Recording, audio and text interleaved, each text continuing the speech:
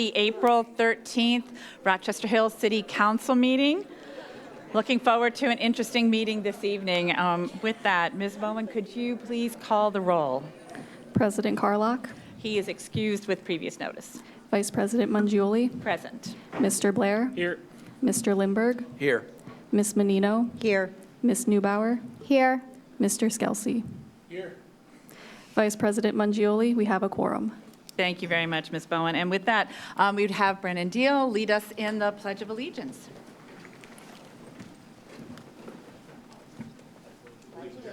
To the flag of the United States of America and to the republic for which it stands, one nation, under God, indivisible, with liberty and justice for all. Thank you very much, Brennan. With that, we are at the approval of the agenda. I have not heard that there are any changes or suggested changes to the agenda. Is there a motion to approve the agenda? It's been moved by Ms. Neubauer, seconded by Ms. Menino. All in favor say aye. Aye. Anyone opposed? And we have an agenda for tonight. Thank you very much. With that, we're going on to Council and Youth Committee reports, and so we start with our Youth Committee. So Brennan Deal, please start us off. Thank you. Good evening, Vice President Mangioli, Mayor Barnett, council members, and citizens of Rochester Hills. My name is Brennan Deal, and I'm an 11th grader at Stony Creek High School. I'm in my third year currently of serving on the Rochester Hills Government Youth Council, and I also serve on the Avondale Youth Assistance Committee. One of my main goals in my time as a youth council representative is to learn more about leadership as well as the inner workings of the government. This past month, the Youth Council has been working on setting up the 2026 Cultural Fair at both our regular and our special meetings. In addition to planning and organizing the schedule, setup, and responsibilities of the event, we've also been working on inviting entertainers, performers, informational booths, and food vendors to make this upcoming event a truly entertaining as well as educational one. We're hosting our cultural fair this Saturday, April 18th, from 12 to 3 p.m. at the Rochester Christian University Alumni Center. This event is free and open to the public, and we would love to see you there. Our next meeting will be on Wednesday, April 15th, 2026, at City Hall. Thank you so much for your time, and have a great evening. Thank you very much, Mr. Deal. I wanted to kick us off from a council perspective for our council reports.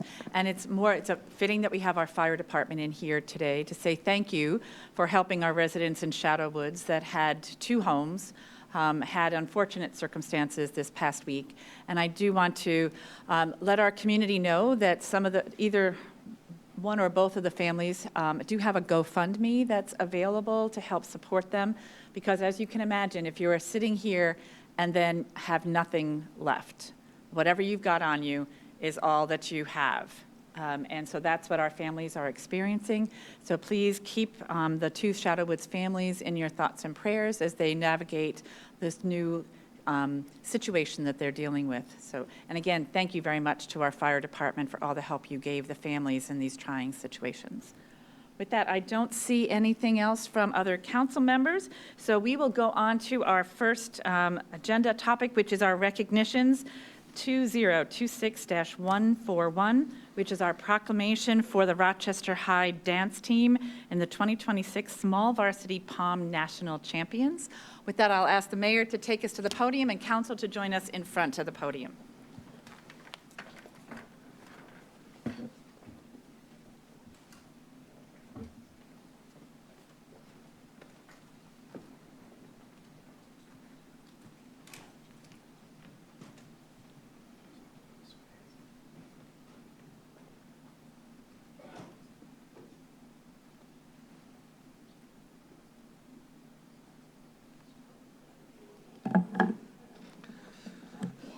All right, well, good evening.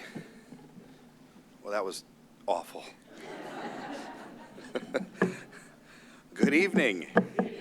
We have a really exciting agenda tonight, and it starts with probably one of the best parts. It's to recognize excellence among some incredible students in our community. And as I know, at least Councilmember Neubauer and myself, we are incredibly partial to Falcons. We are a Falcon-first community here, although we do occasionally have to recognize the Highlanders and Cougars when they do some things too. And since they're not here, I can say that.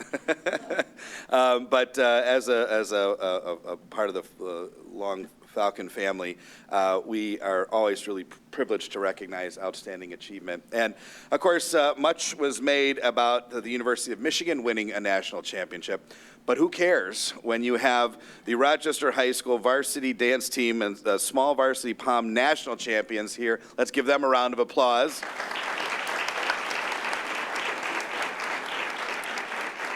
This team was absolutely incredible. I'm going to ask their head coach, Lisa Fisker, to come up. She's got some hardware, some jewelry that she's wearing, some bling, if you will. And I want her to tell you a little bit about the actual the competition, the sport, and a little bit about this massive Stanley Cup trophy that sits behind us. I'll read a little bit of this, but for many folks, they don't also always know what varsity pom is. But we wanted to recognize you, the City Council and myself, for winning a national championship. And the proclamation reads, whereas competitive dance is a high-energy, team-based performance sport that involves athletes performing elaborate, physical, demanding routines.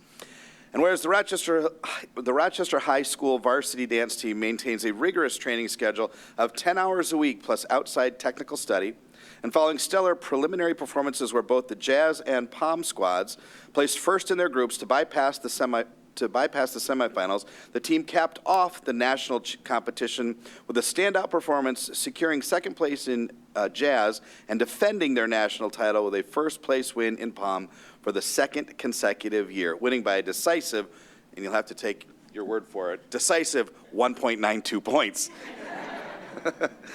And whereas the 2026 dance team's union national champions, led by Coach Lisa Fisker and assistant coach Fisker, and what'd you say? Nisker and assistant coach Andrea Arnold consists of the following Rochester High School athletes. I'll let her introduce those to you. Therefore, let it be resolved that on the occasion of their outstanding performances, we congratulate the Rochester High School varsity dance team on their national championship and wish each athlete all the best in their academic and extracurricular activities. Signed by myself, all the members of the City Council. We are incredibly proud of you because we know how much work goes into it. And at this time, Coach, why don't you tell us a little bit more about what it takes to be a national champion? How about a round of applause for the coach? Thank you. I think my assistant coach, Andy Arnold, should come up here with me because she is an equal part of our success.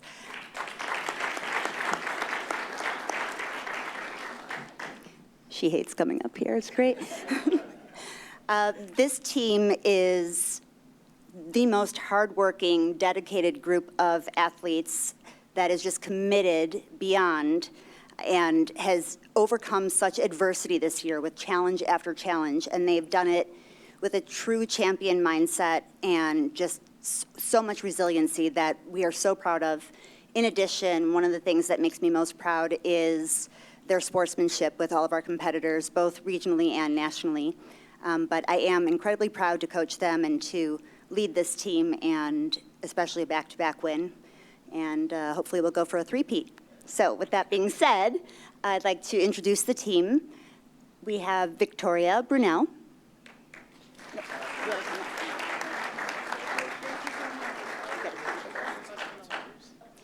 We have Luke Loftus. Luke.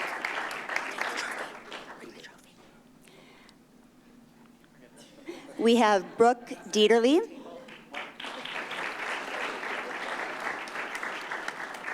We have Shelby Lawrence.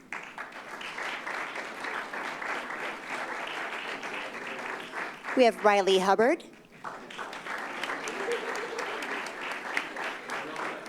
We have Emily Buchanan.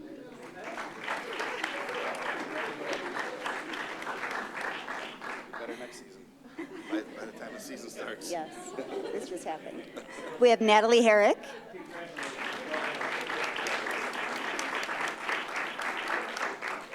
And someone very close to me, Macy Niskar. There are two athletes that were unable to join us tonight, and that is Brielle Bates and also Tegan Armstrong.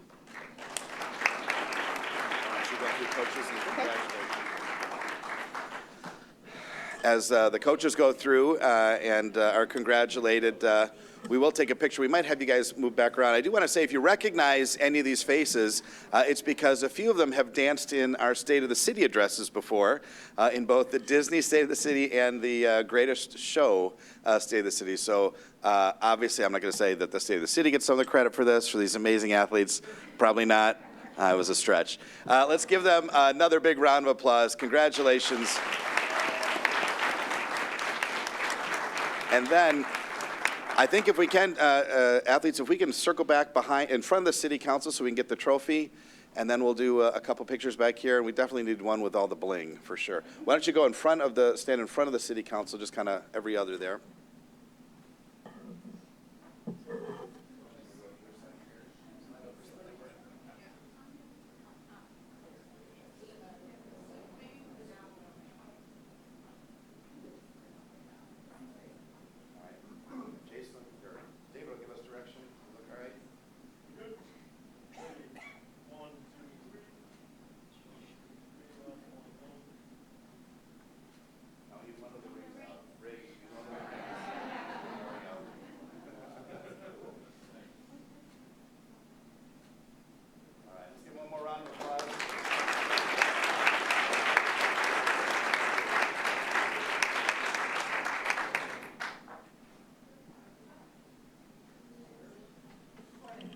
Where does the trophy go? Is it like the Stanley Cup where it has all sorts of secrets and Principal Wrinkle, is it?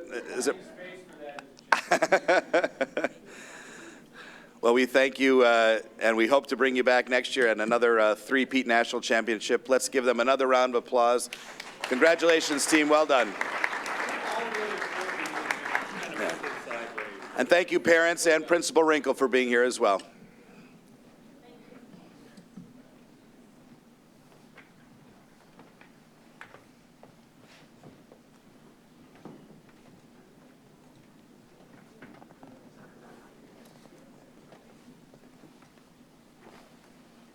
It is always good to start a meeting off with great news. So thank you and congratulations again to our Rochester High School team.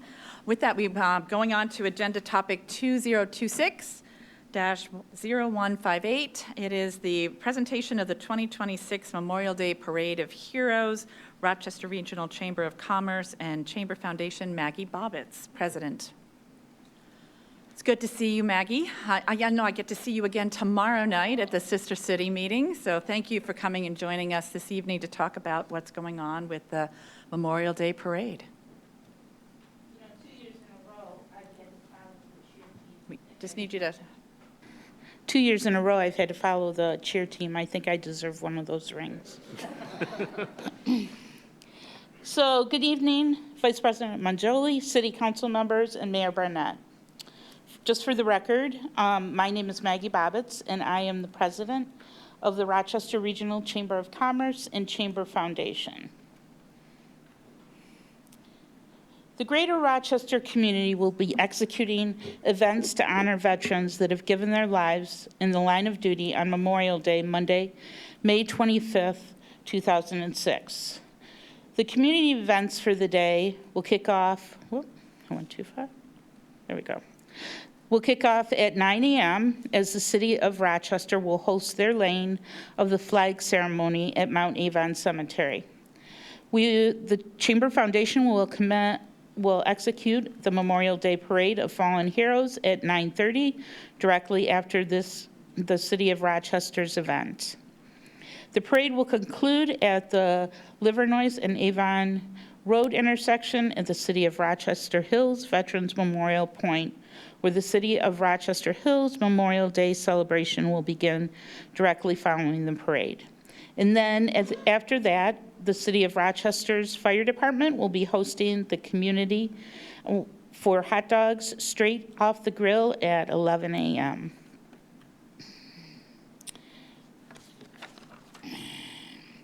The Rochester Regional Chamber of Commerce and Chamber Foundation would like to take a moment to recognize the 3 Rochester Hills City Council members who sit on the Sister City Committee and are a huge part of the Memorial Day celebrations. Vice President Teresa Mangioli, Councilman David Blair, and Councilman Mark Skelke.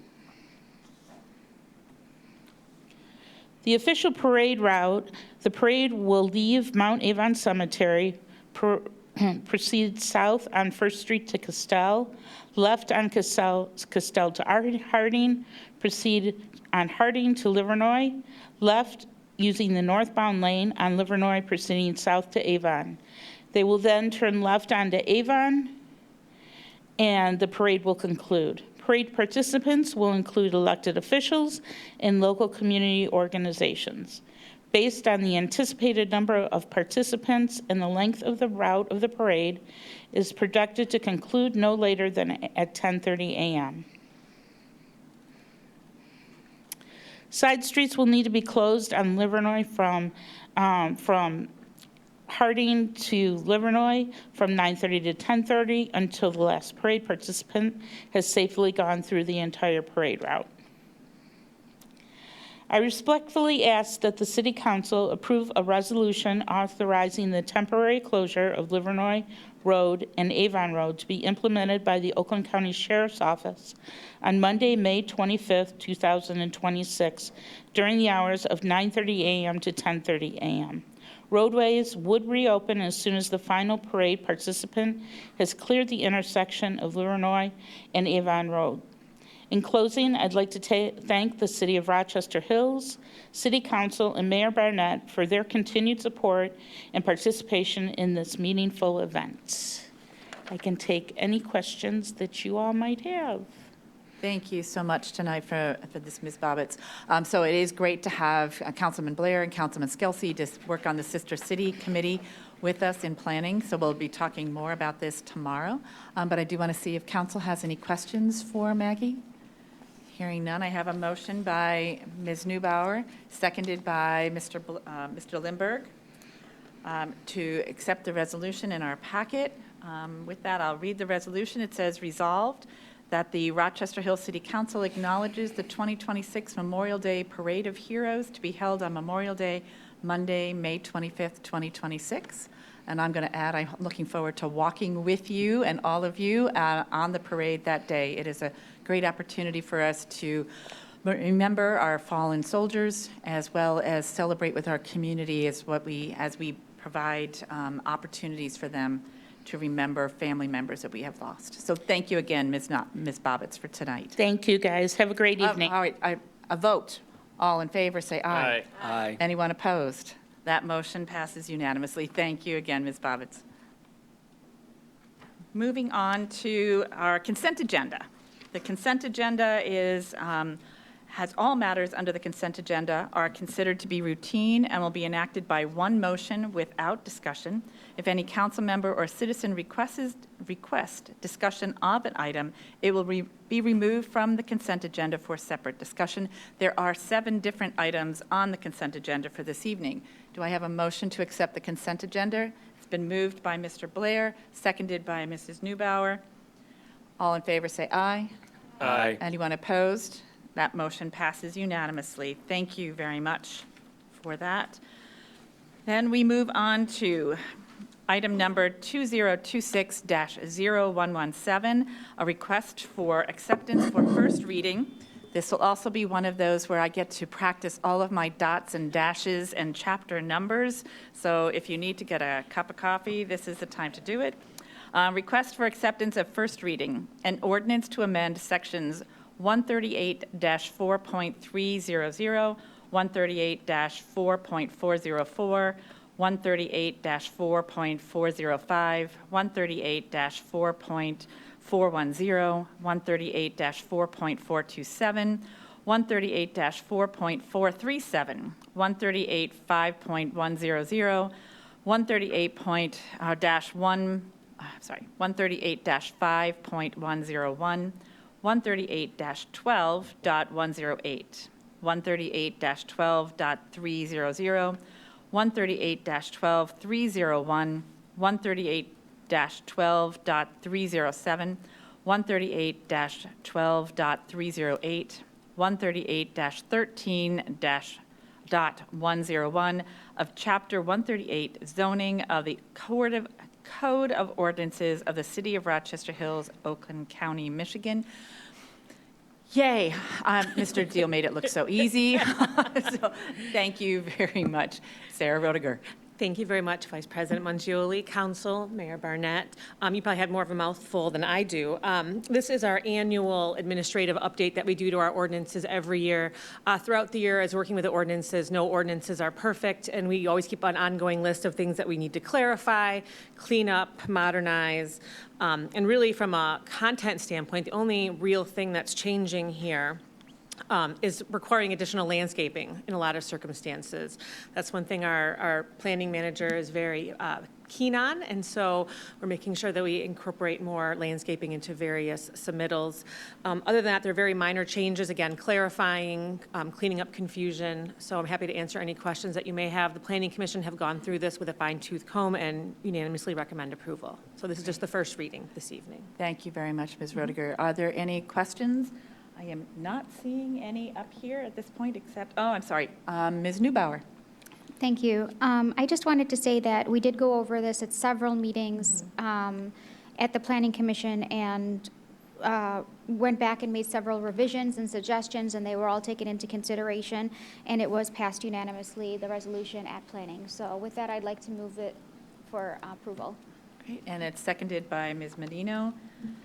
Are there any other comments or questions from the council?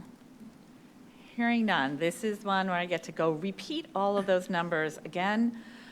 Be it resolved, the Rochester Hills City Council hereby accepts for first reading the ordinance as presented to amend sections 138-4.300, 138-4.404, 138-4.405, 138-4.410, 138-4.427, 138-4.437, 138-5.100, 138-5.101, 138-12.108, 138-12.300, 138-12.301, 138-12.307, 138-12.308, 138-13.101 of Chapter 138 zoning of the Code of Ordinances of the City of Rochester Hills, Oakland County, Michigan, to reflect other proposed changes to use standards as listed in other amendments, to include EV fueling stations with automotive gasoline service stations, to add design requirements and to delete the current automotive service center provision, to replace automotive service centers with animal cafes, and to add requirements to animal cafes, to allow for potential reduction in the required setback for buildings and structures if certain conditions are met, to reflect that places of worship or assembly may be permitted subject to certain requirements, to expand a utilities provision to include community facilities and to add a provision to nonprofit organizations, to remove a caveat for front yard setbacks in the R4 one-family residential zoning district, to remove the option for reduced minimum lot width and area in the R4 one-family residential zoning district, to require the developer to ensure a landscape bond remains valid throughout the development process, to add a provision to require a landscape buffer when a public or private road is proposed to be constructed parallel or generally parallel and within 20 feet of exterior property line of a development, to add a landscape requirement for landscape islands and parking lot divider medians, to add a section foundation plantings and renumber current and subsequent sections to add a requirements for foundation plantings, and to add and or amend the following definitions: automotive gasoline service station, automotive repair garage, automotive service center, community facility, industry general, and state licensed residential facility of Chapter 138 zoning of the Code of Ordinances of the City of Rochester Hills, Oakland County, Michigan, and to ensure consistency across various ordinance sections, to repeal conflicting or inconsistent ordinances and prescribe a penalty for violations. This was moved by Ms. Menino and moved by Ms. Newbauer, seconded by Ms. Menino. All in favor say aye. Aye. Anyone opposed? That motion passes. Thank you. And that, we leave you right there, Ms. Roediger, for item number 2026-10120, request for acceptance of first reading and ordinance to amend Section 122-367 of Chapter 122, Land Division of the Code of Ordinances of the City of Rochester Hills, Oakland County, Michigan, to extend the length of preliminary condominium approval before expiration to 2 years from 1 year. Ms. Roediger. Thank you. Just one section this time. Yes, and it's Yeah. much shorter to read. Really, all we're looking to do here is we extended the approval process for site plans previously to 2 years, and we just wanted to be consistent with site condominium process as well.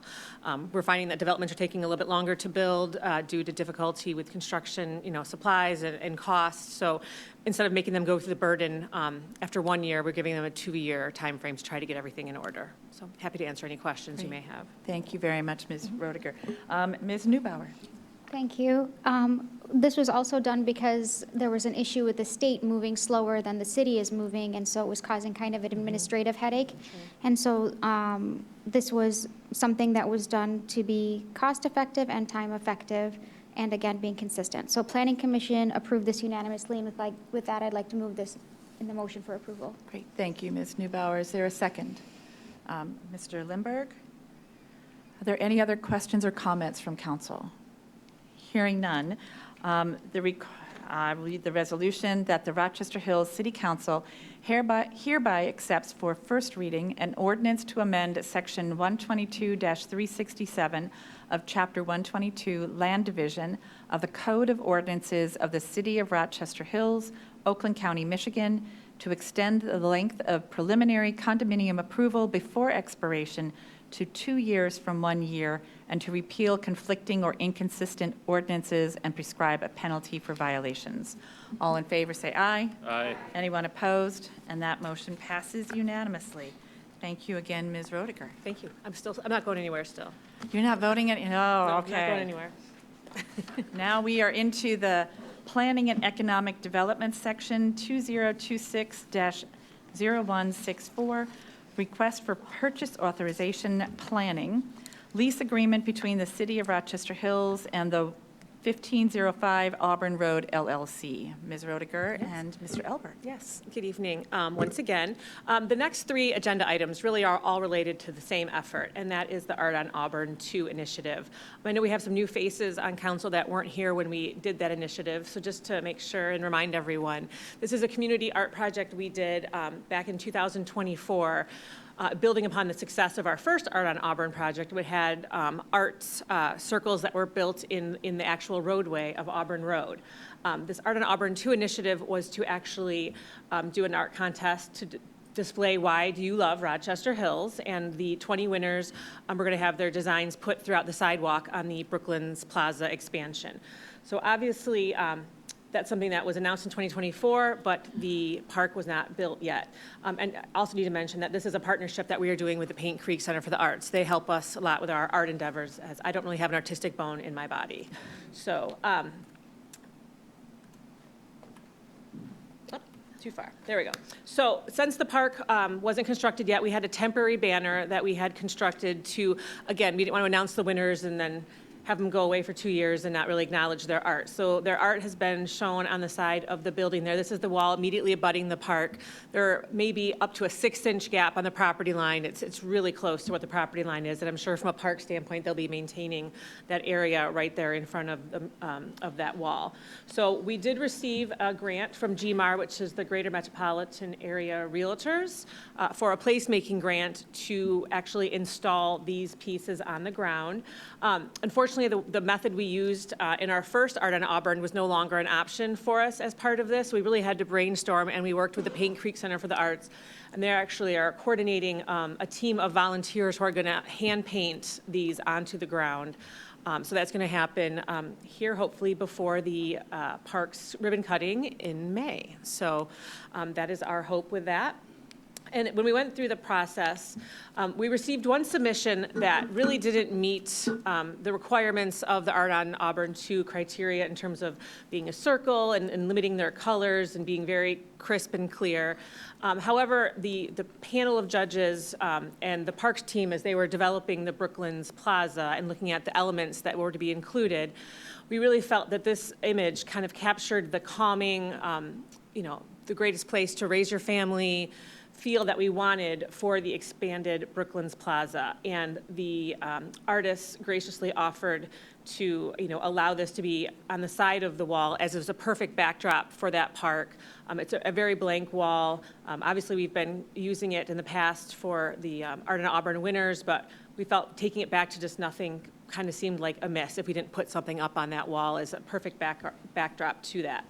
And again, the good news is we did receive a RAP grant, which from the Michigan Economic Development Corporation to cover the cost of this.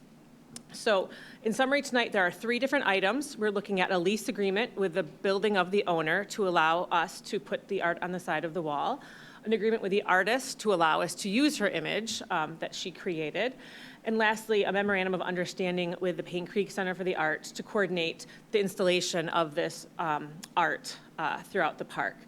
The total cost of all items is approximately $8,000. It's actually less than we anticipated.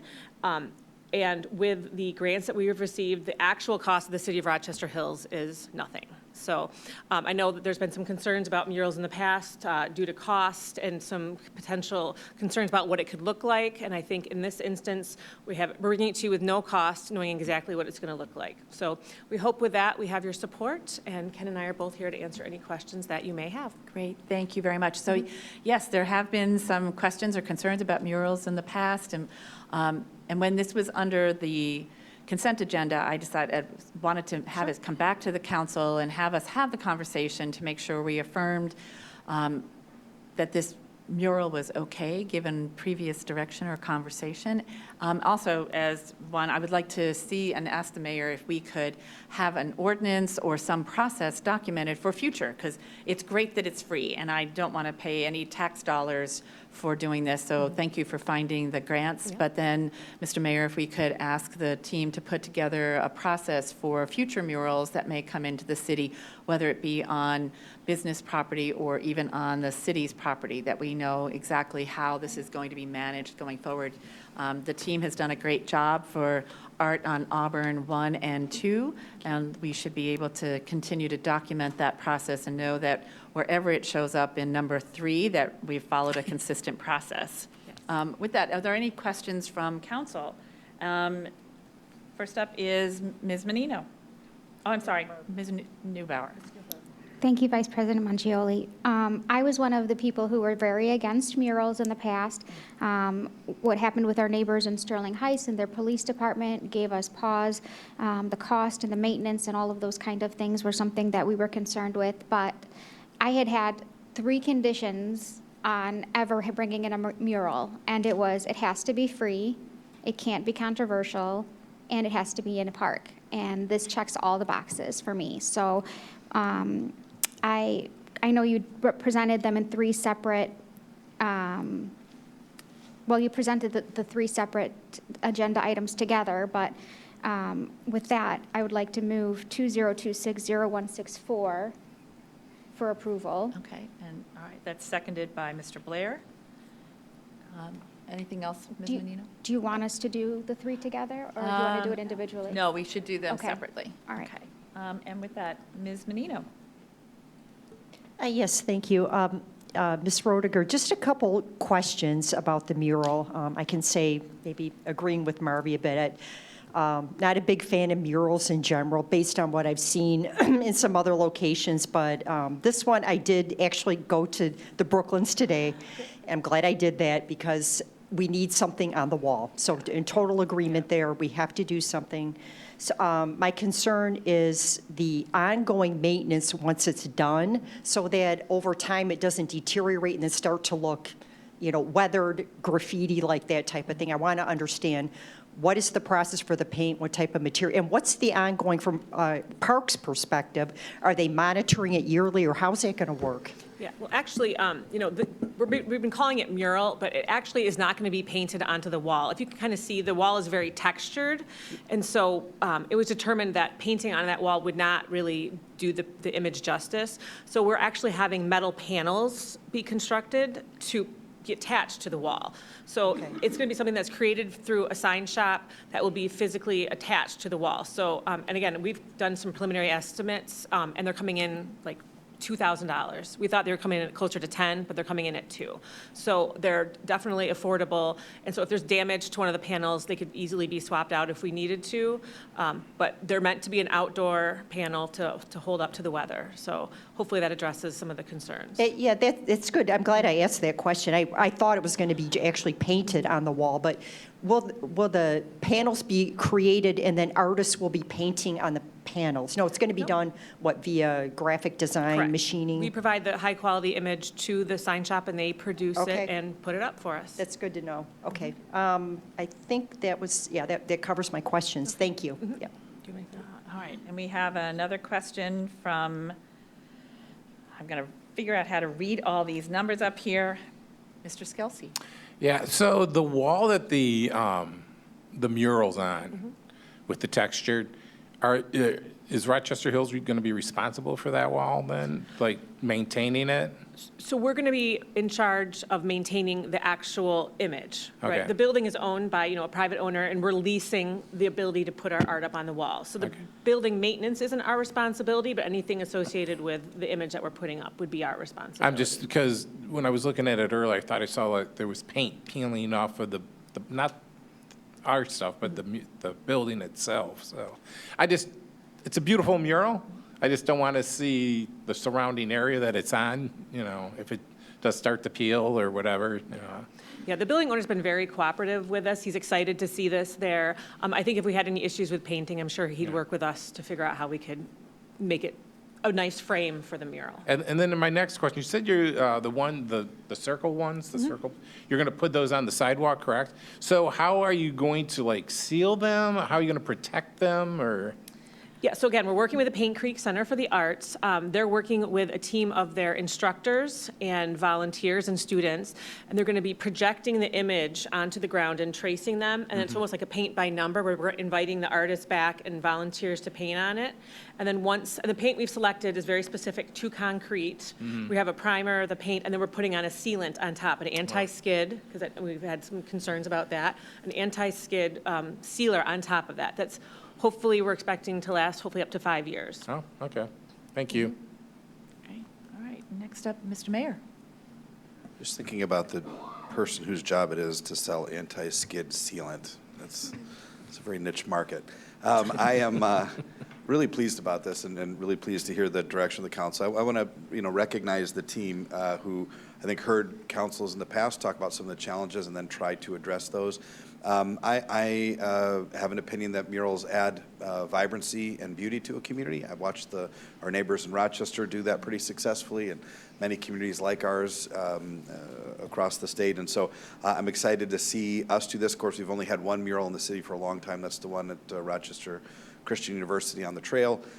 This will be the second, and assuming this goes through. And again, I think, as is most of the time the case with our team, if we're involved, if the parks team, planning team are involved, you'll be very proud to be associated with this. I think this will create a nice bookend to what we've done in that whole area with the splash pad and Brooklands Plaza Park. It will be a nice bookend to that. So I think you'll see this be in a lot of pictures, a lot of Facebook profile pics, and our goal is that you all be proud of this moving forward. So thanks. Great, thank you, Mr. Mayor. Mr. Lindberg.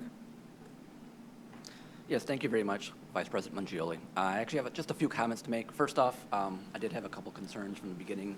You've addressed them. First off was The mural would be on, like, facing the east, so it would get a lot of morning sun and whatnot. So thank you very much for expressing how that would be controlled. Also very happy to see that it is zero cost to the city.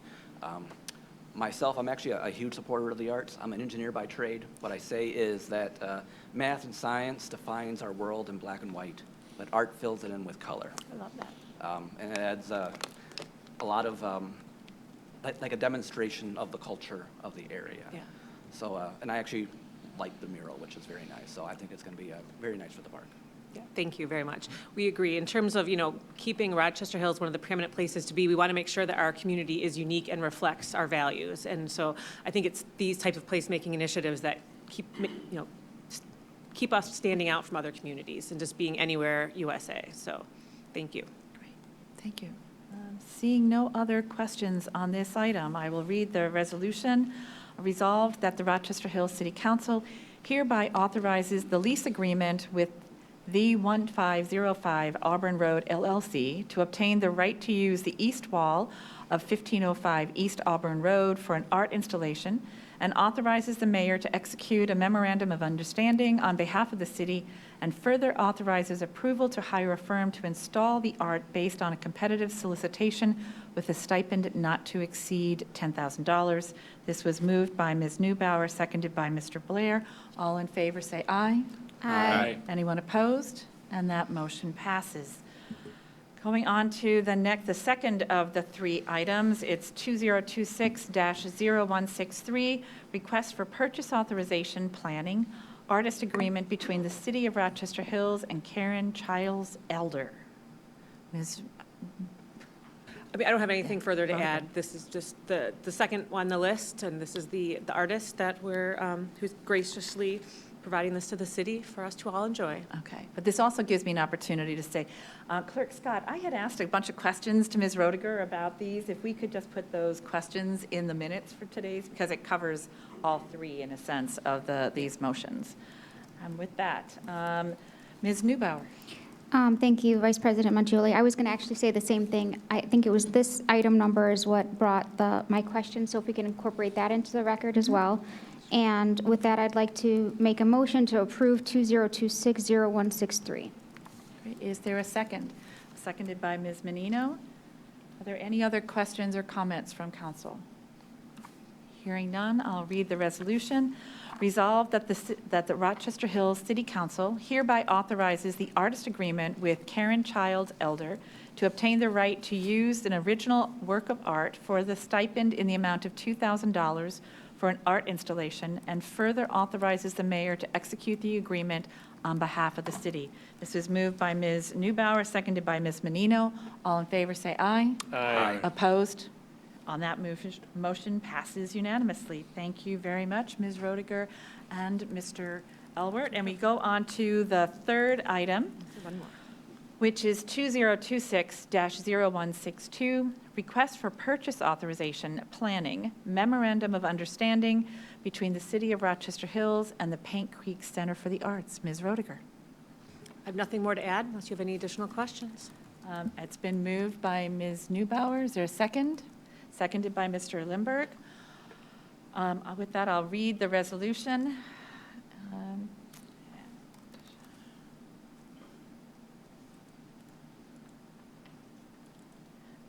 Resolved that the Rochester Hills City Council hereby authorizes the memorandum of understanding between the Paint Creek Center for the Arts and the City of Rochester Hills for the installation of the Art on Auburn 2 winning art pieces in the amount of $4,000 that will be offset by the Greater Metropolitan Association of Realtors grant, and further authorizes the mayor to sign the MOU on behalf of the city.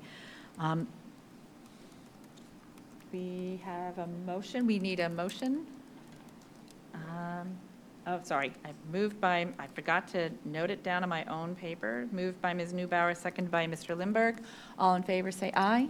Aye. Anyone opposed? And that motion passes unanimously as well. Thank you very much again. Thank you. Thank you very much. We hope to have all this installed for the ribbon cutting in May, so look forward to that. Oh, then we're going to keep our fingers crossed for good weather. Thank you very much. Appreciate it. This takes us to public comment for items not on the agenda. There is a blue sheet at the back table of the auditorium. where someone who wants to speak to us under either the public comments here or any other agenda item, you are limited to 3 minutes for your discussion. And Clerk Scott, I don't see any items coming forward for public comment, which then takes us on to legislative and administrative comments. Are there any legislative and administrative comments from council? Mr. Blair. Thank you very much. Aaron, would you share my screen, please? So I received a piece of mail the other day, and I was almost duped by it, and I just wanted to share that with other homeowners in the city in case they receive similar correspondence. Let me zoom in there. It's service line information and that's my home. Everybody knows I'm on Sandy Ridge. That's my address. Home's 38 years old. It kind of looks like official correspondence, doesn't it? And, well, what's a service line? Let's talk about that real quick. You've got a water and a sewer line from the city of Rochester Hills, and those go into your house. There's actually a storm sewer, too, that's missing. We'll talk about that in a second. But part of that is on your property, and part of that is your responsibility, which, if you haven't figured out so far, is what this letter is all about. They're saying, hey, you know, it costs money to replace these sewer lines. They kind of scare you into thinking that yours might be on the brink of failure, and they want to get money for it. And it's an insurance policy, basically. And you can see up there in the corner, it's Consumers Energy is on there, so they've basically sold your information to this on-course company, and this is a bid trying to get your money. I don't think it costs anywhere near that much to fix any of these lines, and I called up our DPS and I said, hey guys, how often do you hear about service lines getting damaged? And I can assure you it's not a huge problem, especially if your home has been built in the last 40 years or so. That service line for your water is probably copper or polyethylene plastic, and your drain line is probably PVC, and those are very long-lasting, very robust materials. So I would use caution. Maybe if you have an older home, a policy like this makes a lot of sense. But, you know, for me, you can stop sharing my screen. Thank you. I set it aside. Also, these policies rarely cover storm sewers, and that is probably the most likely underground utility that's going to fail. And it's probably privately owned by your HOA, and you're responsible for the portion on your property. So be very wary and read the fine print if you get that letter in the mail. Back to you, Vice President. Great. Thank you, Mr. Blair. You're doing such a great job keeping our community informed on different scams that are coming to our homeowners. So thank you very much for all that effort. Ms. Neubauer. Thank you, Vice President Mangioli. As Mr. Deal mentioned before, could you share my screen, please? We are having the cultural fair on Saturday at noon, and we have a lot of vendors and a lot of free food from a lot of the local restaurants from many, many cultures, and we would love for everybody to come. Here's some pictures of it from last year's. There's also going to be performances, and the French Club is making crepes. We have baklava coming. We have Thai food coming. We have Mediterranean food coming. Just come for the food. It's from 12 to 3 at Rochester University, and that's all I have. Thank you. I know the food is usually amazing, and having those crepes, there's usually a line, so get there early to get those. And it's free. And it's free. And that means I don't have to cook anything for the boys in my house. Well, and the performances that Yes. our local dance schools do and the different cultural groups, they do an amazing job. I did want to take a moment here to talk about 2 events that some of us at council have gone to recently. You heard about the Greater Metropolitan Area Realtors. Ms. Menino and I went to their legislative breakfast last week, heard a lot there from a panel talking about affordability for housing and how the different laws that are coming up in the state legislature may impact our different communities. It was a great opportunity to meet with other council members from Oakland, Macomb, Wayne, and Washtenaw County as well. So it was a great job that the Greater Metropolitan Area Realtors did. Also, one of the things that most of us on council went to is the City of Auburn Hills hosted an evening on meeting decorum, Open Meetings Act, and Robert's Rules of Order. Again, a great night. And as you know, I ask a lot of questions, and I did there too. So it was a fun evening for us to learn more, and again, meet with some of the council members from across the different communities neighboring Auburn Hills. With that, Diana Menino. Yes, I'd like to do a quick update for the OPC, just on some upcoming events. Can you please share my screen? Thank you. Yes, so the OPC has a few events coming up. So starting off Tuesday, May 19th, they have a workshop on Parkinson's, very important topic. This is an engaging workshop where individuals with Parkinson's, their care partners, and community members, they come together to discover the valuable resources, share, support, and connect. Also coming up for the OPC, 3 events here. One, what they call the Couch to 5K program, which is a preparatory program to get in shape to do the actual 5K run at the OPC to benefit Meals on Wheels.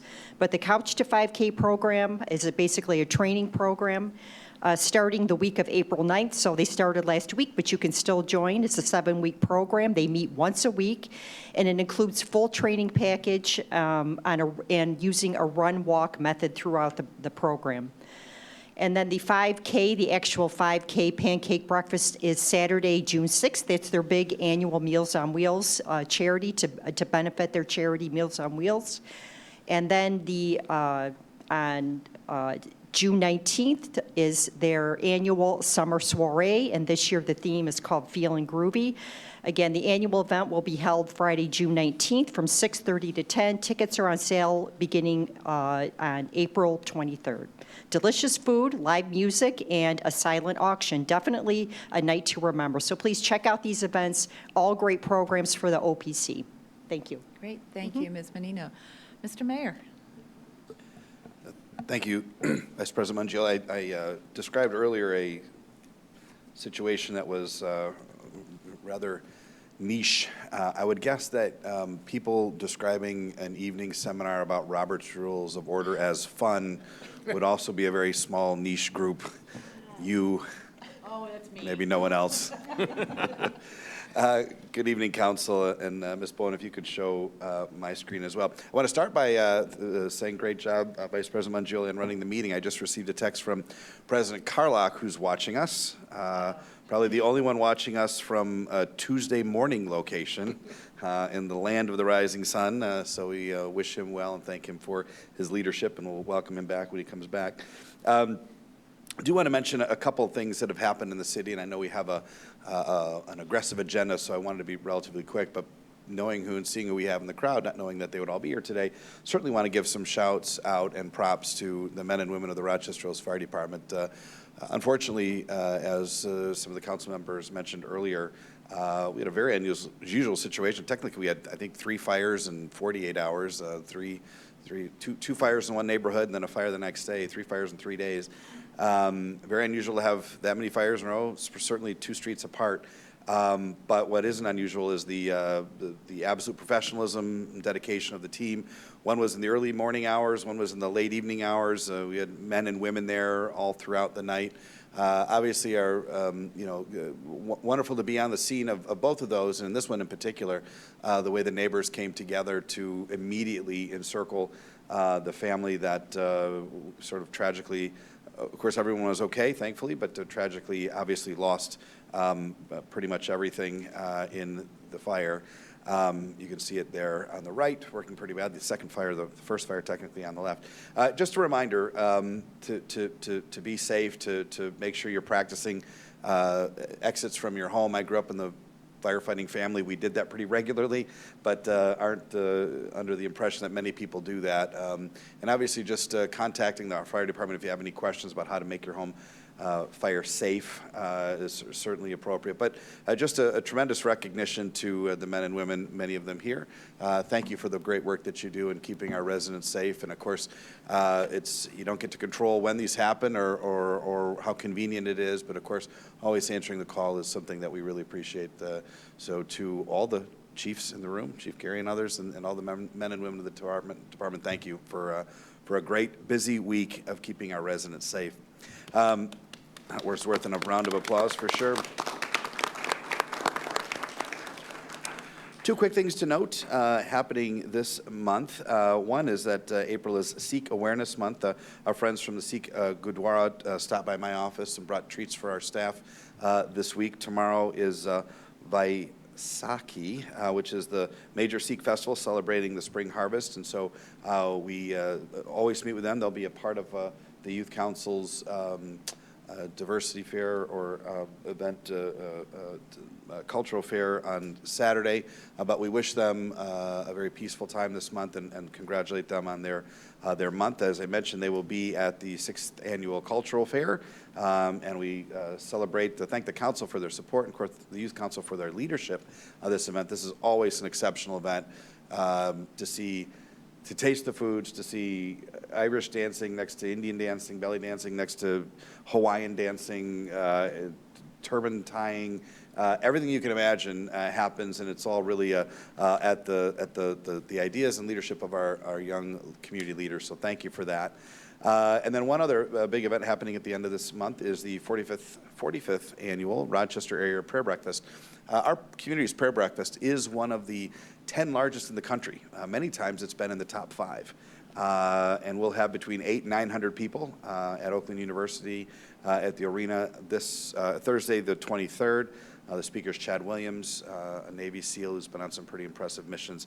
You can see where you can get tickets, Rochester Area Prayer Breakfast, but of course, many in our community will be joining in prayer for our nation and our community that day. We'd invite you to join us as well. And then finally, because these folks just drive me crazy. I love them. I love them, but wow, they are ready. They've been ready for since Christmas, but the pickleball courts are open, and we invite folks to come out and play pickleball. Let the fights begin, but we love our pickleballers, and they're probably out there right now, and courts are open. We thank our parks team for getting them up and ready, and if you ever want to drive by and just watch, it's a lot of fun. There's a whole community out there that comes specifically to Borden Park on a regular basis. Pickleball courts are open, and we're ready for a great summer. Thanks, Vice President Mangioli. Thank you very much, Mr. Mayor. With that, we move on to Attorney's Report. Mr. Christ. Thank you, Vice President Mangioli. No legal report tonight. Thank you very much, Mr. Christ. And that takes us on to nominations and appointments. We are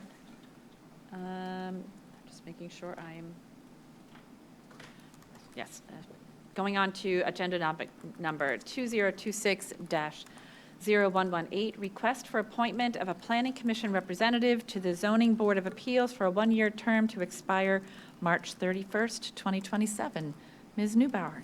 Thank you, Vice President Mangioli. So I've been serving on the Zoning Board of Appeals for almost 3 years now, and on the Planning Commission for 6 or 7, and I worked very closely with Deb Bernabic. She has over 20 years' experience on the Zoning Board of Appeals. She has institutional knowledge. She does her work. She does her research. She knows what we're talking about. So we'd like to renominate her to be the Planning Commission representative for the Zoning Board of Appeals. Okay, thank you, Ms. Neubauer. Is there a second? Seconded by Ms. Menino. Are there any questions or comments on this motion? Hearing none, I'll read the resolution. It's resolved that the Rochester Hills City Council hereby reappoints Deborah Benabic to a one-year term as the Planning Commission representative to the Zoning Board of Appeals for a one-year term to expire March 31st, 2027. All in favor say aye. Aye. Opposed? And that motion passes unanimously. Thank you very much. Going on to the next agenda item, which takes us into new business. New business. So, Mr. Carlock, wherever you are, thank you so much for leaving me with an agenda that is as long as it is, but as full as it is. Because tonight, our city council is going to pass an agenda that covers almost $18 million in expenditures and 2 millages that we're going to have. So this is a once-in-a-lifetime type of a agenda for a council member, because I'm here 6 years, and this is the first time I've had an agenda this full with this many important things that are going to impact our city for years to come. So get ready for conversation.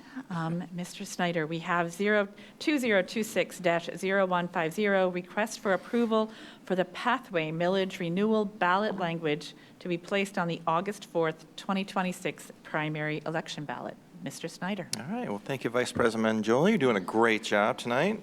Good evening, City Council, Mayor Barnett, and Mr. Deal.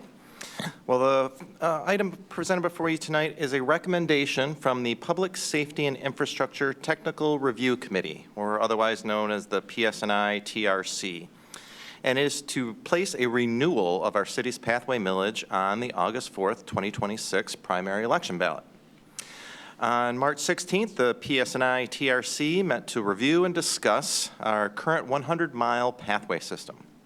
After evaluating our long-term infrastructure needs, the committee voted unanimously to recommend option number 1, which is a straight renewal of the existing 0.1715 millage rate for pathways for a new 10-year period.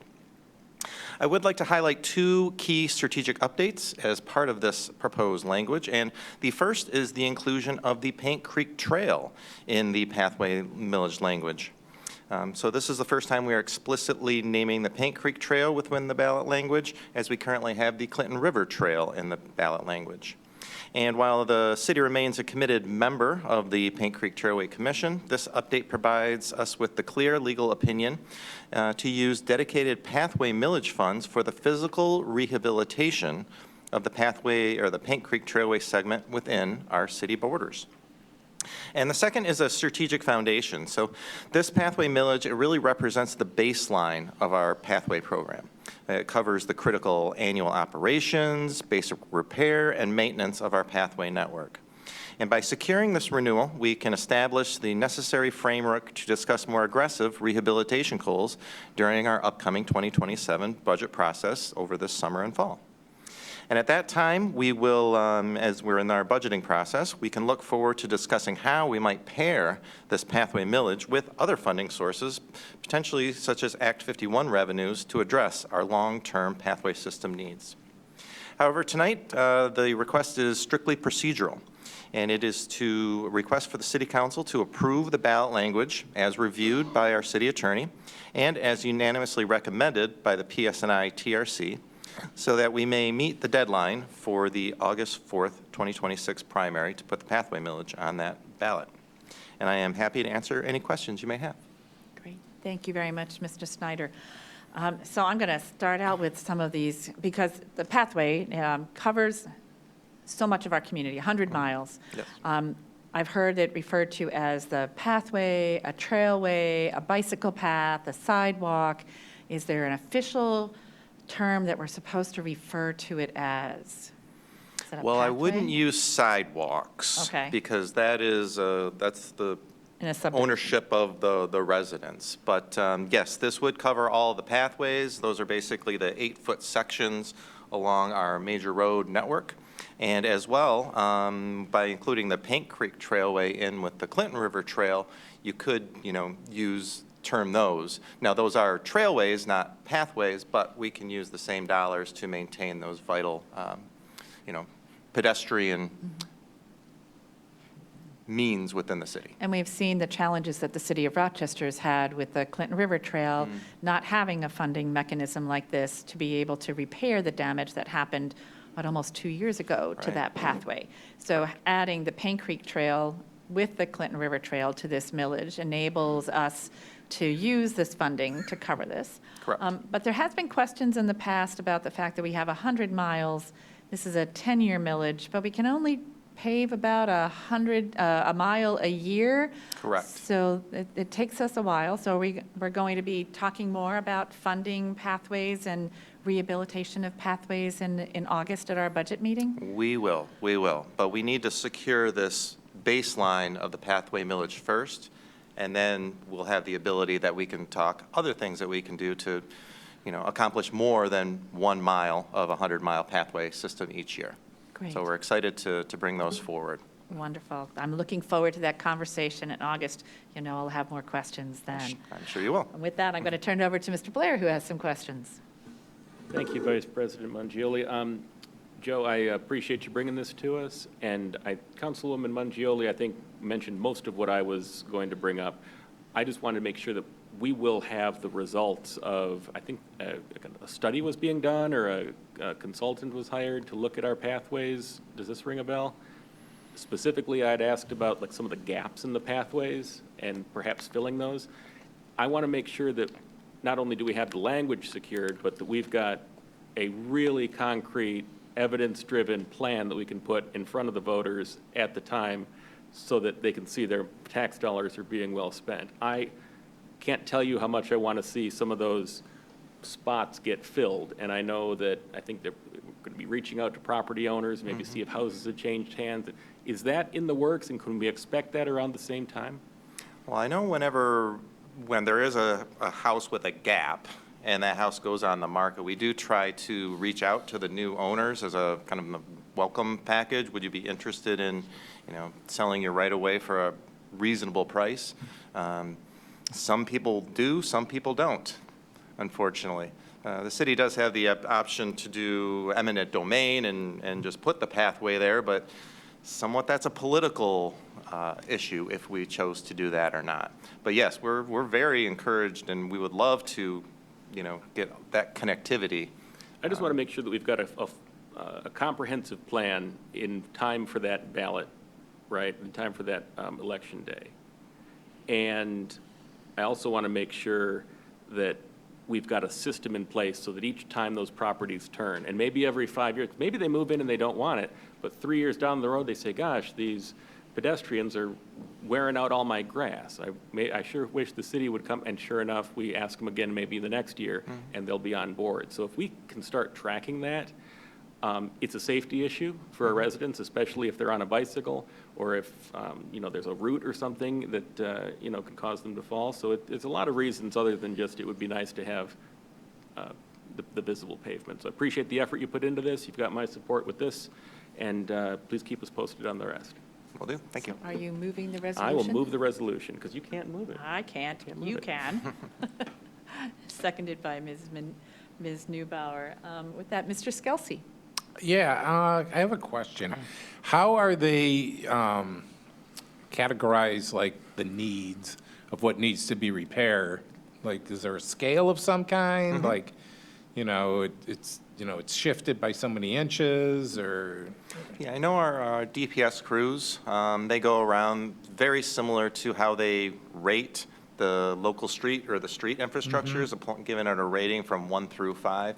They do the same on the pathway network as well. Okay. Anything else, Mr. Skelsey?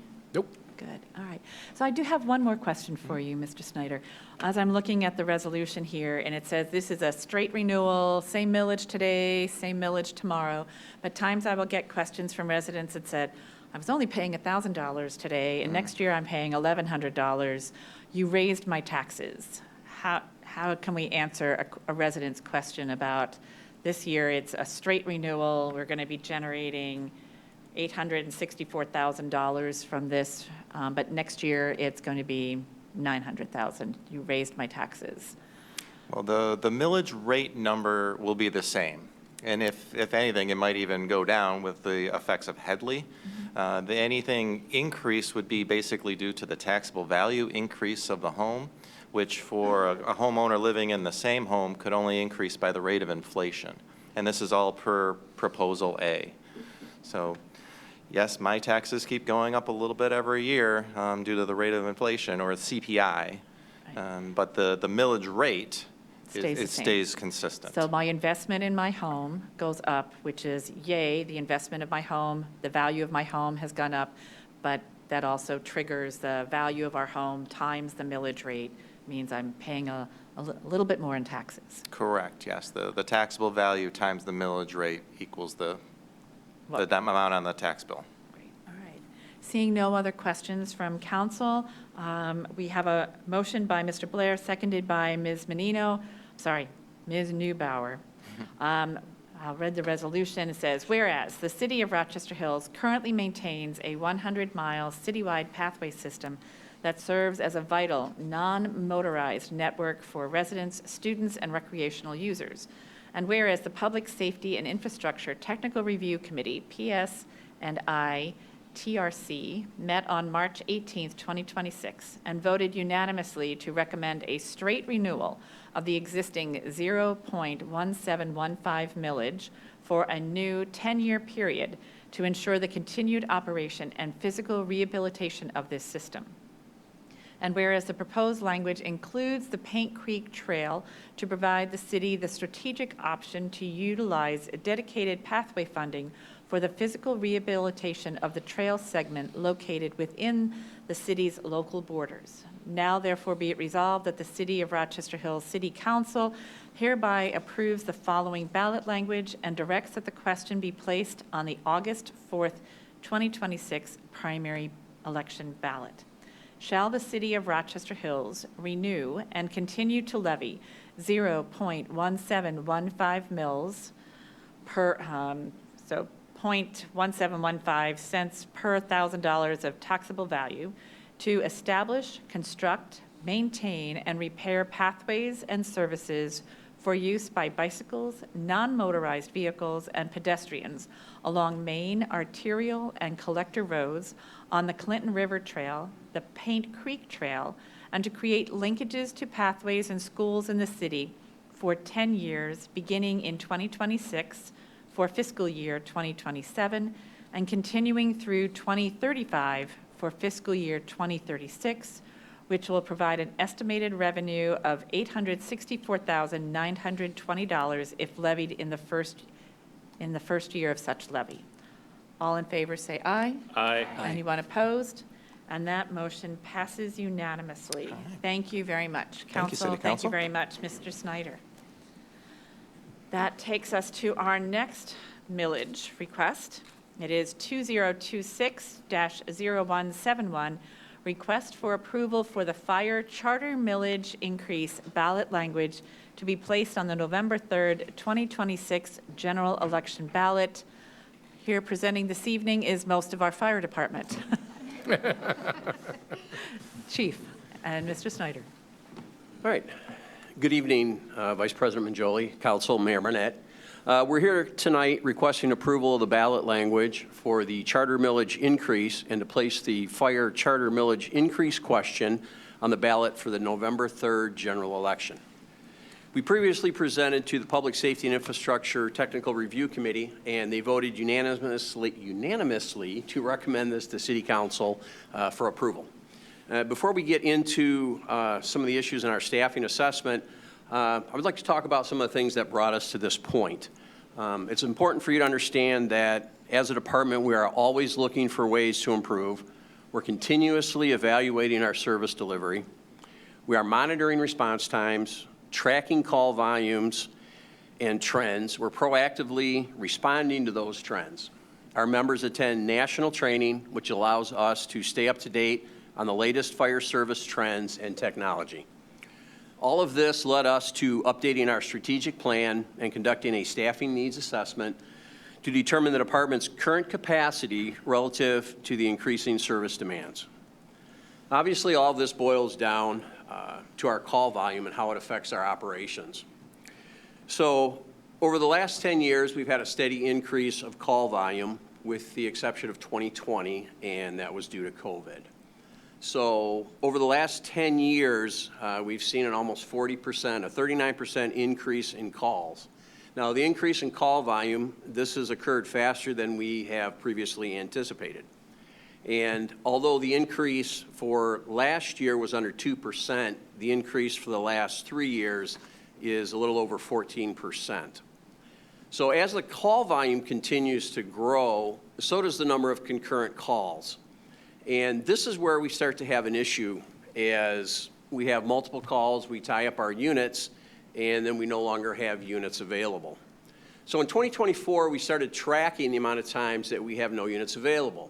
And as you can see, from 2024 to 2025, we had an increase. And then, so last year, there was 224 times where we had no units available to respond to a resident's call for help. During these times, it leaves the city vulnerable and leaves us scrambling to try and clear a unit to respond if we have a call or we have to rely on mutual aid, which can greatly increase our response time. So another part of this assessment was to evaluate our future call volume. And we went to SEMCOG, the Southeast Michigan Council of Governments, and we looked at their population estimates for the city of Rochester Hills. And they're saying that our population in July of 2025 was 78,820, and they're predicting the population to reach 83,000 in 2050. So I think it's safe to say that the population is starting to level off. We're not seeing the big increases we had in the 80s and the 90s. So while the population is starting to level off, the population is aging. So here's some information. Age 65 to 84, they're predicting a 11% increase by 2050, which is not really significant. What becomes a little more significant is the 85 and older. We're looking at a 112% increase over the next 25 years to 2050. Now, this age group certainly has an increased need for EMS services. Now, this is a significant increase, but it is over the next 25 years. Now, I think it's no secret that the majority of our calls are EMS related. In fact, last year, 84% of our calls were medical emergencies, and 30% of our total calls occurred at our 24 senior living complexes.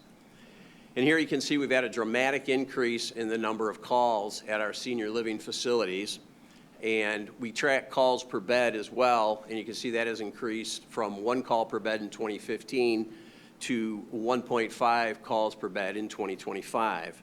And it's worth noting that since 2015, we have had 8 additional senior living facilities built in the city, adding a total of 580 additional beds.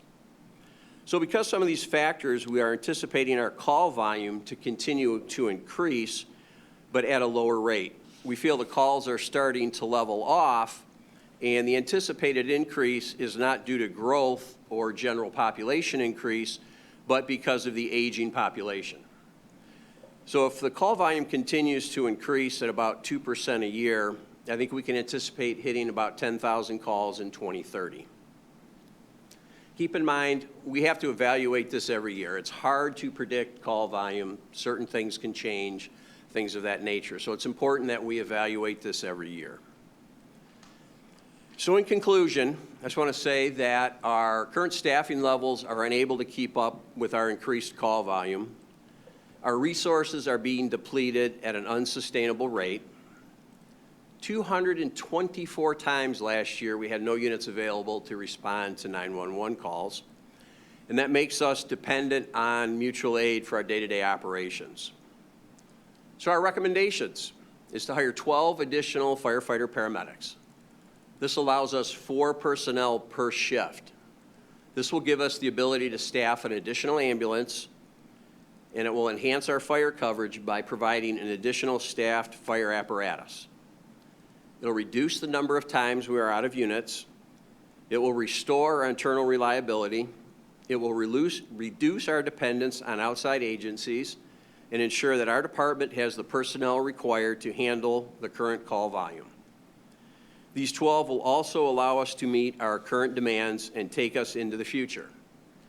And obviously, we're looking at funding this via a fire millage increase, and I will turn it over to CFO Schneider for that.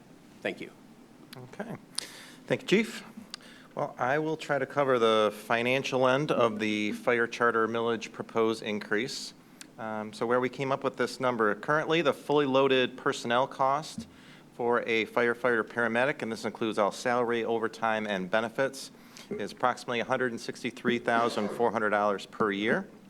And per our current 3472 fire union contract, the wage increase for 2027 has been already agreed upon at 2.75%.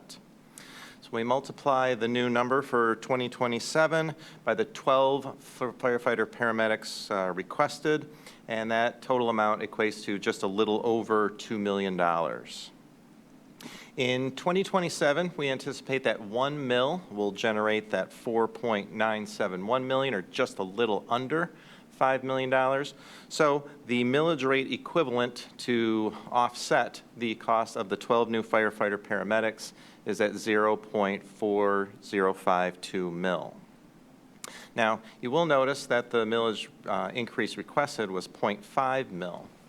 And part of that is due to contributing in a smaller portion, or the 0.948 mil, just roughly a tenth of a mil. And that would be proposed to be transferred over to the Fire Capital Fund, and most notably for ambulance replacements. And as the fire charter millage is specifically dedicated towards the city's fire department, these funds cannot be used for any other purpose other than fire, and will either be deposited into the fire operating fund or the fire capital fund. Now, you may recall, as part of the 2025 fourth quarter budget amendment that I presented to you in December, that the long-term forecast for one of our big 7 funds, the Fire Capital Fund, was projected with a significant funding shortfall as soon as 2031. And so that is why we've been trying to be proactive and to include a small additional portion to attempt to address that funding issue. So for the past 12 years, since 2015, the fire charter millage has not changed from the 2.7 mil that it currently sits at. In November of 2014, the voters of City Rochester Hills approved a fire charter millage increase up to a levy of 3 mils. So we have been consistently levying less than what the voters have authorized. However, the erosive impact of the Headley Amendment upon the approved millage rates has reduced that 3.0 mil from 2014 down to 2.7798 mils today. So not a whole lot above the 2.7 mil that we have been maintaining.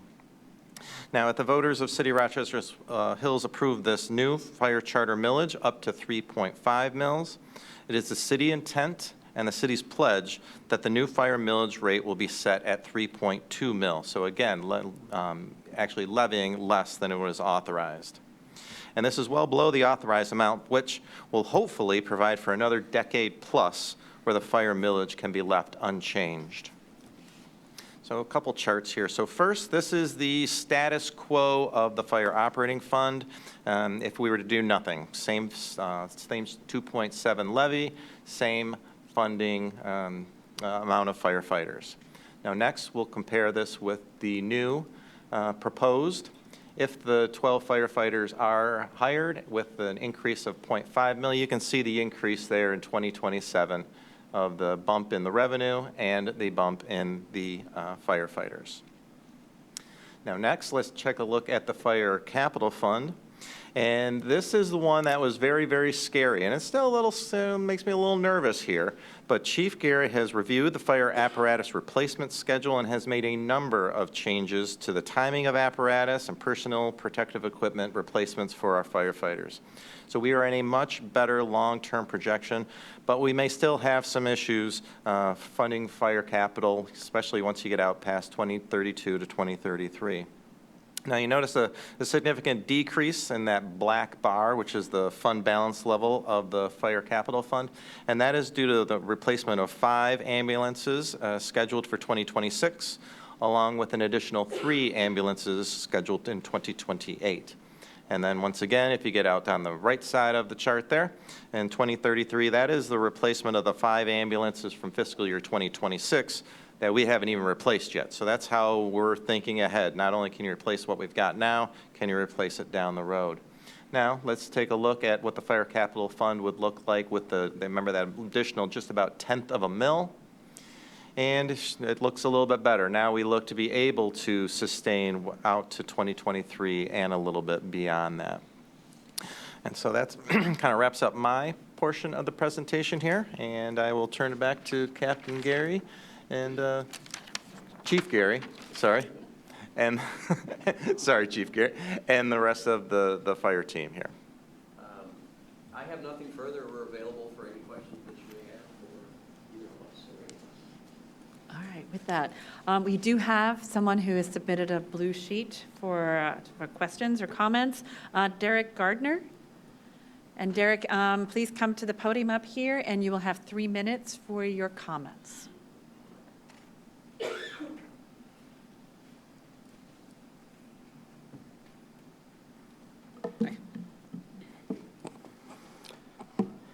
Thank you, Vice President Mangioli, members of council, Mayor Barnett, and Mr. Deal. I know I've met some of you, some faces I recognize from Fire Ops 101. For those I haven't met, my name is Derek Gardner. I'm the president of the Rochester Hills Professional Firefighters Union, Local 3472. We have 64 members that proudly serve the city day in and day out, and I'm very proud to be a part of their leadership team.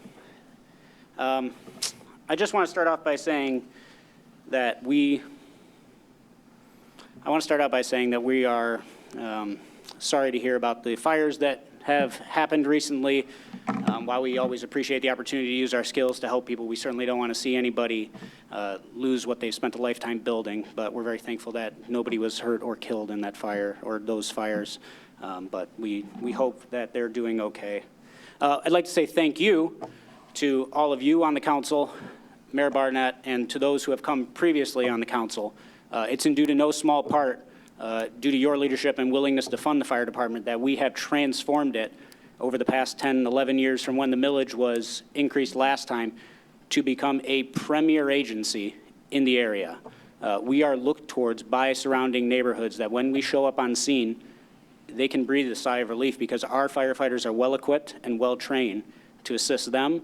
And I hope our residents recognize that when we show up on scene that we are ready to help them in any way that we can as well. As Chief Gary mentioned, this millage is going to increase the increase the amount of money that we have in order to meet our current needs, and hopefully in the future as well. I want to point out we had those 3 fires in 3 days, one of them on Sunlight, that was the second one. We had 9 additional calls while we were on scene of that. So we had to dedicate all of our resources, or most of our resources, to that fire while still meeting the needs of the city in other areas for both fire alarms and medical emergencies that happened during that time. We mentioned capital fund. I don't know if you're aware, but fire apparatus have seen a dramatic increase in costs as well. So it is absolutely vital that we are able to replace those. In some cases, they have doubled in price for ladder trucks. I want to finish by saying that I've sent you all an email. Hopefully you all received that. I meant what I said at the end there. I hope you will reach out to me, text, email, call me. I'm always available, happy to chat. I look forward to seeing those who I haven't seen at Fire Ops 101 later this year. I'm sure Captain Gabato will be reaching out, and we will try to twist your arm a little bit to get you to come out there. It's a good time. Ask those who have been. I hope to see you all there. Thank you very much for the opportunity to speak with you. Thank you very much, Mr. Gardner. All right, seeing no other blue sheets, I'm going to bring this back to council. And yay, I get to go first. I don't have to wait to buzz in. So safety first, that is our first strategic objective of our city is safety first. That includes fire and police. And I want to thank you, all of you, for the work that you do every day to make sure that that strategic goal is met and that fire is the premier organization. Mr. Gardner, I will say, on Facebook, I follow your union group. I've also started following some other unions, and I want to say we have one of the best ones in the area on our firefighters, so don't tell Macomb when I said about that, but it is great to see how active you are on social media, promoting everything that our fire department does here to our residents, and definitely we are the premier agency in Oakland County, if not the Tri-County area. So again, thank you all for your leadership in making sure that happens. Couple of questions on the millage itself, because we talked about how much it's going to generate, but the turnout gear, and we're hiring 12 new people, how are we going to cover the cost of adding 12 new staff into the overall fire department? Yeah, it would be a portion of the first years of the millage, if approved, and to hire the additional 12. There would be the one-time setup costs, turnout gear, uniforms, boots, all that sort of thing. But generally, it's a one-time cost. One time we can cover it in the once millage? every about 10 to 12 years, yeah. Okay. And because this is a dedicated millage, we can't use it for anything else. There's no parks, there's no pathways. Everything has to go only to our fire department to make sure they do stay that premier agency in our area. So dedicated money to that. So residents should feel comfortable knowing that if they increase the millage rate, that it's not going to go to some other fund within the city's budget, legally required that way. Correct. The retire in place, yeah, I'm one of those people. I sat here, I was counting up my neighbors around me, and just about every house that I can see from my front door, there's 2 that have school-age children. The rest of us are those that have retired in place. So we're keeping our 4-bedroom Center Hall Colonial, but other than me, I think I'm one of the few that are left still working. The rest of them are retired. And so that's where we can see the increase in our calls in our community, is that people are staying here because we are one of the greatest cities in the area, and our residents like staying here because of all the services that we offer, and our parks, and our taxes being as low as they are.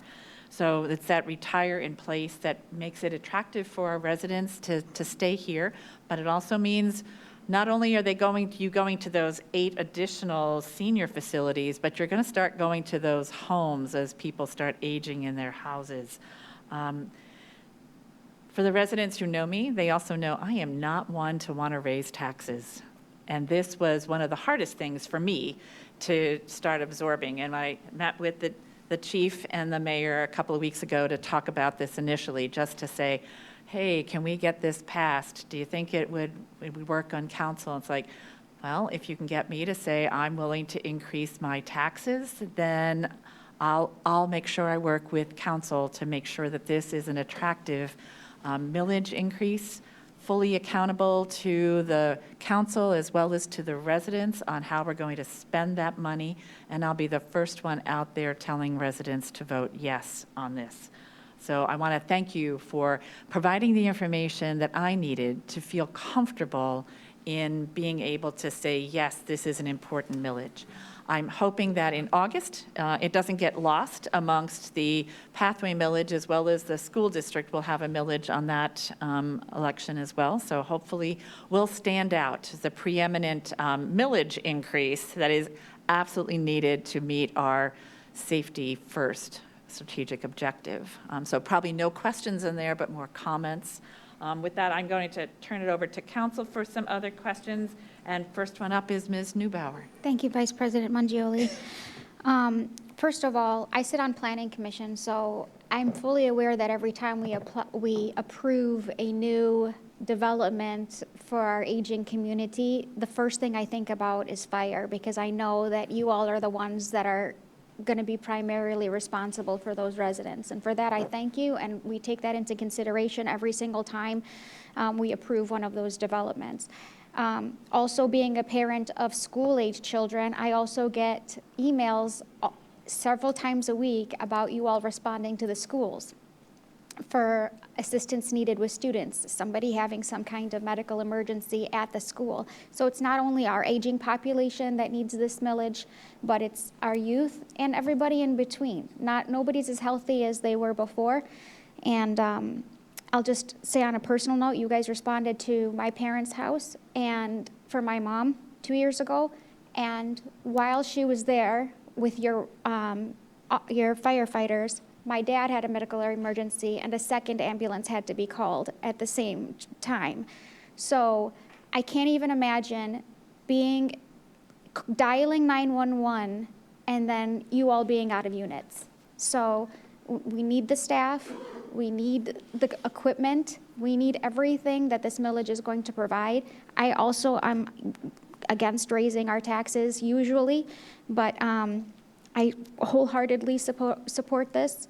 I will also be campaigning that it gets passed with our residents, and you all are one of a kind, and I thank you so much. And I will not be doing fire ops again, because I was told when I got there and I put on the outfit for the first time that they don't have outfits that are kid size because it damages their spinal columns, and maybe we should have put Miss Neubauer out here. So it was a good experience. I did it once. I'm not doing it again. Thank you very much. Thank you very much, Ms. Newbow. My mistake, I mentioned August. It is the November ballot. I know originally we had thought it would be August, but the procedures to file everything to get it on the ballot will take us to November, which I feel much more comfortable on at that point. So I apologize for my error on that piece. And I want to do fire ops again, but I also want to lose 20 pounds and be 10 years younger when I do it. So maybe you can get me at some point to do it again, Mr. Gardner. With that, I'm going to turn it over to Mr. Blair. I'd absolutely go again. Were you on my crew? No, it was Dale and I went. I was Okay. with Mr. Deal. Got it. Yeah, absolutely would do it again. To our members that came tonight, thank you. We appreciate what you do. These are important conversations, and Chief, this is not the first time I've been in receipt of a forthcoming increase to first responders. And I sure hope Oakland County is watching, because if they had come to us with the same data, the same calm and collected, pragmatic approach that you have, how different that situation would have been for us as we navigated with the Sheriff's Department. So thank you for being so thorough. You've made it clear that this deficiency is due not to neglect or to waste. There is a demonstrable need due to situation that is largely out of our control. So I completely support you. I am very concerned about the capital fund, though. And obviously, if we're going to have another ambulance, that means we need more apparatus, and we may not have the money for more apparatus. So I'm curious to know, with these new ambulances that are coming in, what's the condition of our current ambulances? Are they able to serve a little bit longer? How do we plan to bridge that gap? Because presumably we'll need more, and then we need more. How's that going to work out? We've always had 5 frontline ambulances and 2 reserves. So a couple of years ago, when we bought 3 ambulances, we kept an additional reserve ambulance. So now we have 8 ambulances. Now, even though those ambulances are on the budget for this year, it's going to be another 3 or 4 years before we actually purchase those. So the ones that we have now, we've worked with our fleet department, and we're able to maintain those for another 3 or 4 years. And the fact that we're now going to have 8 ambulances total instead of 7, we're going to start rotating them around. For example, when we got the new ambulances, Station 3 is our busiest station, so they put a lot of miles in their ambulance. Station 5 is a little bit slower, so they don't put a lot of miles in their ambulances. So we've started rotating some of these ambulances around to try and even out the miles to make them last a little bit longer. Our fleet department is very good with the maintenance and the repairs, and we discuss with them what we can do, how long they should last. And when we originally bought them, we were looking at a 5 to 7 year replacement schedule for ambulances. Because they were getting so much wear on them, we were trying to move them back to 5 years. Now we're trying to move them back up to 7 years, and we've already moved the 3 that we were going to purchase in 2027 to 2028 because we feel we can maintain those a little bit longer. Obviously, there comes a point where it becomes too expensive to maintain them, or you really need the new tech and the latest models and whatnot. But yes, it's good to hear that we're trying to get the most out of what we've got, and I'm hopeful that we're doing that across all of our apparatus. And, absolutely. I appreciate you bringing this to us, and I support it as well. There's a motion on the table? Thank you. There is a motion by Ms. Newbauer, but you I'm are gonna now second have it. the Yep. second, Mr. Blair. And with that, we'll go to Ms. Menino. Yes, thank you, Vice President Mangioli. Just a couple follow-up questions. First of all, fully agreed with my counterparts here on supporting the millage and the need for it. But my questions are more aligned with the execution and the implementation. So I think I got my question answered. So this will go on the November ballot, okay? So assuming it gets approved, then you start recruiting. I'm trying to get to the timeline and the implementation to bring on 12 people on board. Like, when do you think you're going to be fully up and running with the additional staffing? Go ahead. We're going to have to look at that. Once the millage passes, then we can go ahead and do the posting. We may have a problem getting 12 applicants. I think we've kind of discussed that before. We're kind of looking at bringing on 6 and 6. So if it passes in November, I think, we've already talked to HR about, being ready to go and going out and posting. And hopefully within a couple months, we can work through that process. We can get enough applicants. We want to bring 6 on at a time. run them through kind of a mini academy, and then, we rotate them through the stations so they can get experience at all the stations. That's a lot to do with 12 people at one time. So we want to do 6 and 6. But once we get done with the first 6, we're hoping to bring the next 6 right on after that. So if it gets approved in November, we'll get the money, the beginning of the year. So we're hoping to be able to bring them on in March or April, within about 3 or 4 months of the beginning of the year. Okay, next up is Mr. Skelsey. First of all, thanks for your service. You guys are awesome, men and women there. I'm very pro-union. I think the unions are what made this country what it is. So with that being said, and this might be directed towards more to the union in the back there, what is the game plan to get this millage passed? How are you going to go in a positive way to bring it out to my constituents so they're not cornering me at Kroger's asking me about this millage? So. We've had some discussion with that regarding, with Nathan Mueller. That's kind of his role. And he is, I don't know if he's met with the union yet, but we've had some discussion with the union president and how the two can work together to roll out a campaign and an ad to. It's, we will be educating. So our role as a community, as an administration, as a city is to educate. We can't advocate for them. Mm-hmm. Other groups can advocate for them.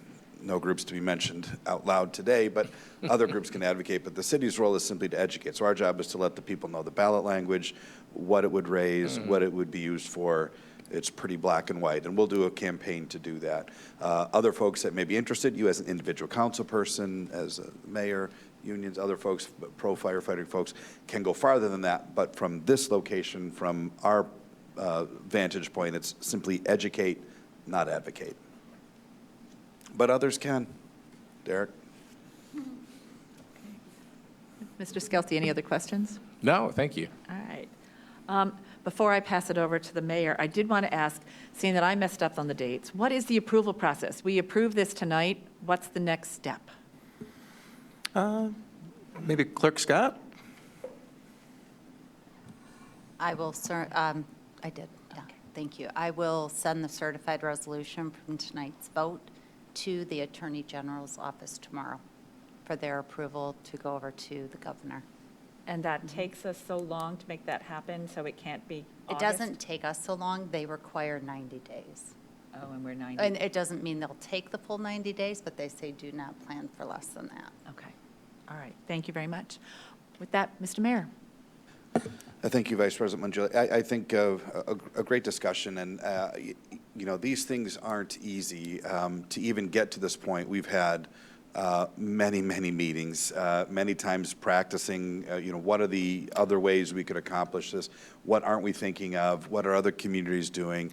What will technology allow us to do moving forward? Is there any other way to achieve the similar result? And so I want to thank the chief and his leadership team for, steady leadership and a long-range plan. I was mentioning in a meeting earlier, cities are here forever, right? They don't go out of business. They're here forever. And so everything we do should be positioning our community for decades to come. And public safety has long been the sort of cornerstone on which we have built this great brand, this great environment, the reason that so many people love living here. And so all of this makes sense. That aligns closely, and the members of the fire service need to understand many of the reasons that we have been so successful is because this council and previous councils have had a very financially conservative mindset to make sure that we are only collecting dollars and deploying those dollars in the most effective and efficient way possible. We are among the lowest, the second lowest taxed community in our county, and most people wouldn't suggest that we have the second lowest level of amenities. And so we've been conservatively run with a forward mind on public safety, both police and fire. And so it's at those sort of unique crossroads that you find yourselves like this. And I think the only way this is successful is with both the elected leadership leading and educating, and the fire membership advocating and continuing to perform with excellence the roles that you do every single day. And then we leave it to our voters. Our voters ultimately decide the level of fire protection they want in this community. And I know the council will respect that, and we'll all have to respect that. But we all have a united job to do in the next 6 months. And what we do in the next 6 months will position us for the next 10 years. So let's work together. Appreciate everybody's hard work to get us here. Council, we know when we come with a millage, we count on 7 no's out of the gate, and we got to get you to 7 yeses. So the back work has to be done. The messaging has to be correct. The need, the professionalism, and the work that goes into showing what they're going to do with it. The street cred, all of it has to be done. So we appreciate, hopefully, your unanimous support tonight, and my commitment that our administration will be working with fire and all else in the community to educate, and those that it's appropriate, advocate for its passage in the fall. Great. Thank you very much, Mr. Mayor. And I know where Mr. Carlock is, if he's still watching us. He was in full support of this as well. I don't want to put words into his mouth, but I know he was in agreement with us moving forward with this millage. So I have a motion by Ms. Neubauer, seconded by Mr. Blair. The resolution, if you thought I was having fun with those chapters before, you should see these 3 pages of resolution for the fire millage. I have been informed by the lawyer here at the table that I do not have to read every paragraph that's on these 3 pages, 4 pages of information.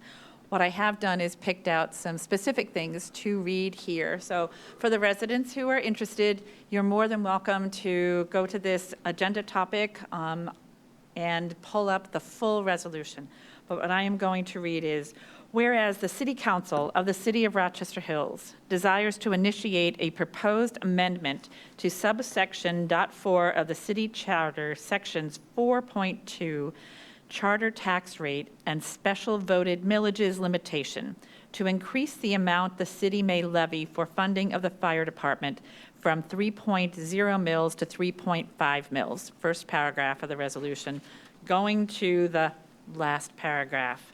The proposed amendment shall be submitted to the electors in the following form. Proposed city charter amendment to authorize additional millage for funding the fire department. A proposal to amend the city charter by modifying section 4.2, section 4. This subsection authorizes the city to levy up to 3 mils for funding the fire department. Required millage rollbacks have reduced this to 2.7798 mils. If adopted, the charter amendment will increase the amount the city may levy for funding the fire department to 3.5 mils, which, if levied in full, will raise an estimated $5,039,970 in additional revenue this year. And that will be on the November ballot. All in favor, say aye. Aye. Aye. Anyone opposed? And that motion carries unanimously. Thank you so much. We look forward to working with you over the next several months to inform our community about the importance of this millage. Again, thank you again for making our city such a safe city. We look forward to keeping it that way. Thank you for your support. We appreciate it. Thank you, City Council. But don't go anywhere.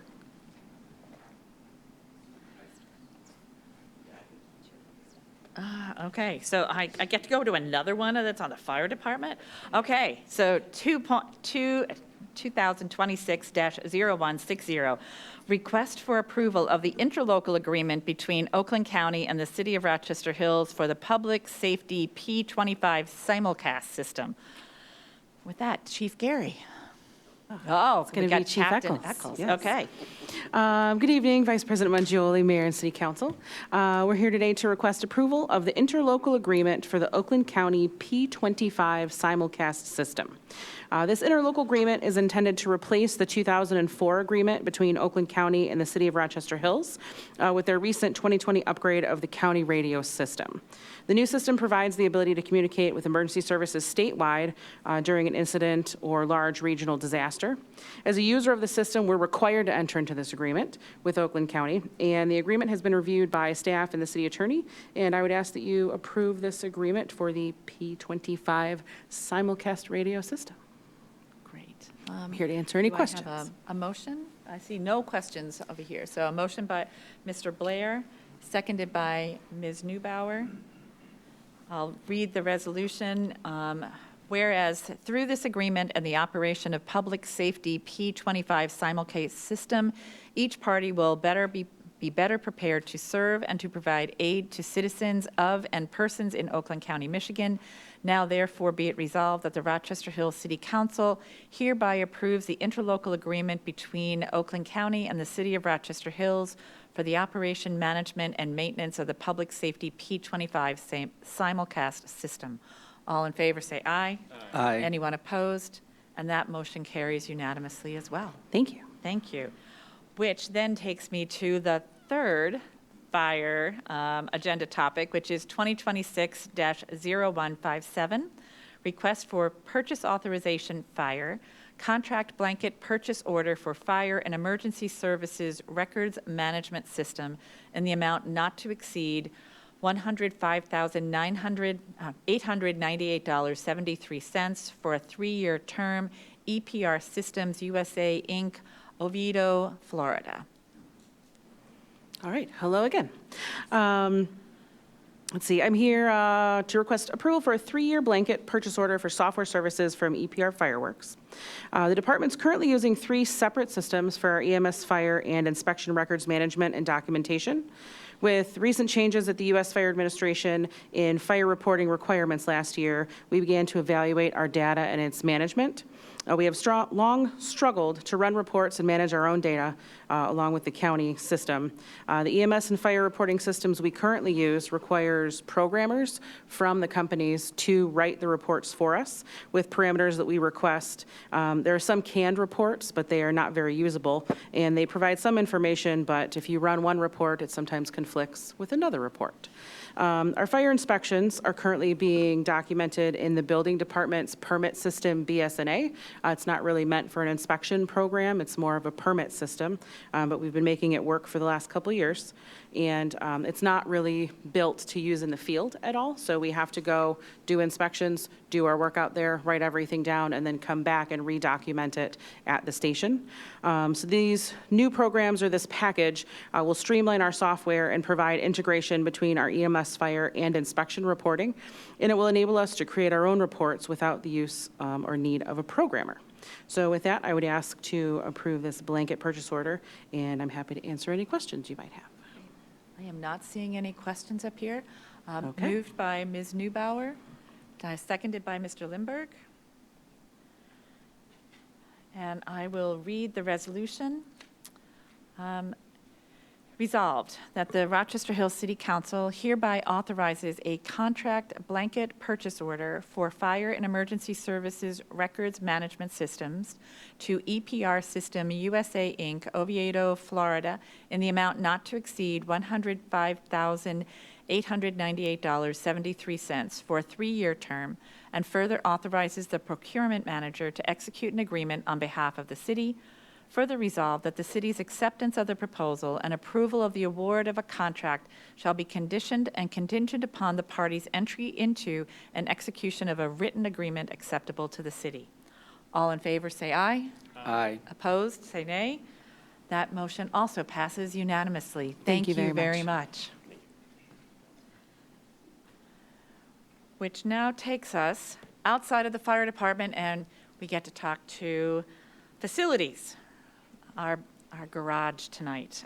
This is item 2026-0167, request for purchase authorization facilities, blanket purchase order contract for the Department of Public Services garage building improvement projects in the amount of $827,710.81 with a 10% project contingency in the amount of $82,771.08 for a total not to exceed project amount of $910,481.89 to Quadrate Construction, Macomb, Michigan.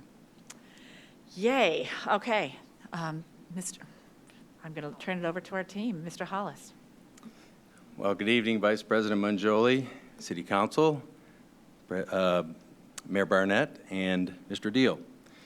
Joining me tonight is our Facilities Manager, Matt Exley, and we are here to request approval for a blanket purchase order for some important improvements to the Department of Public Services garage.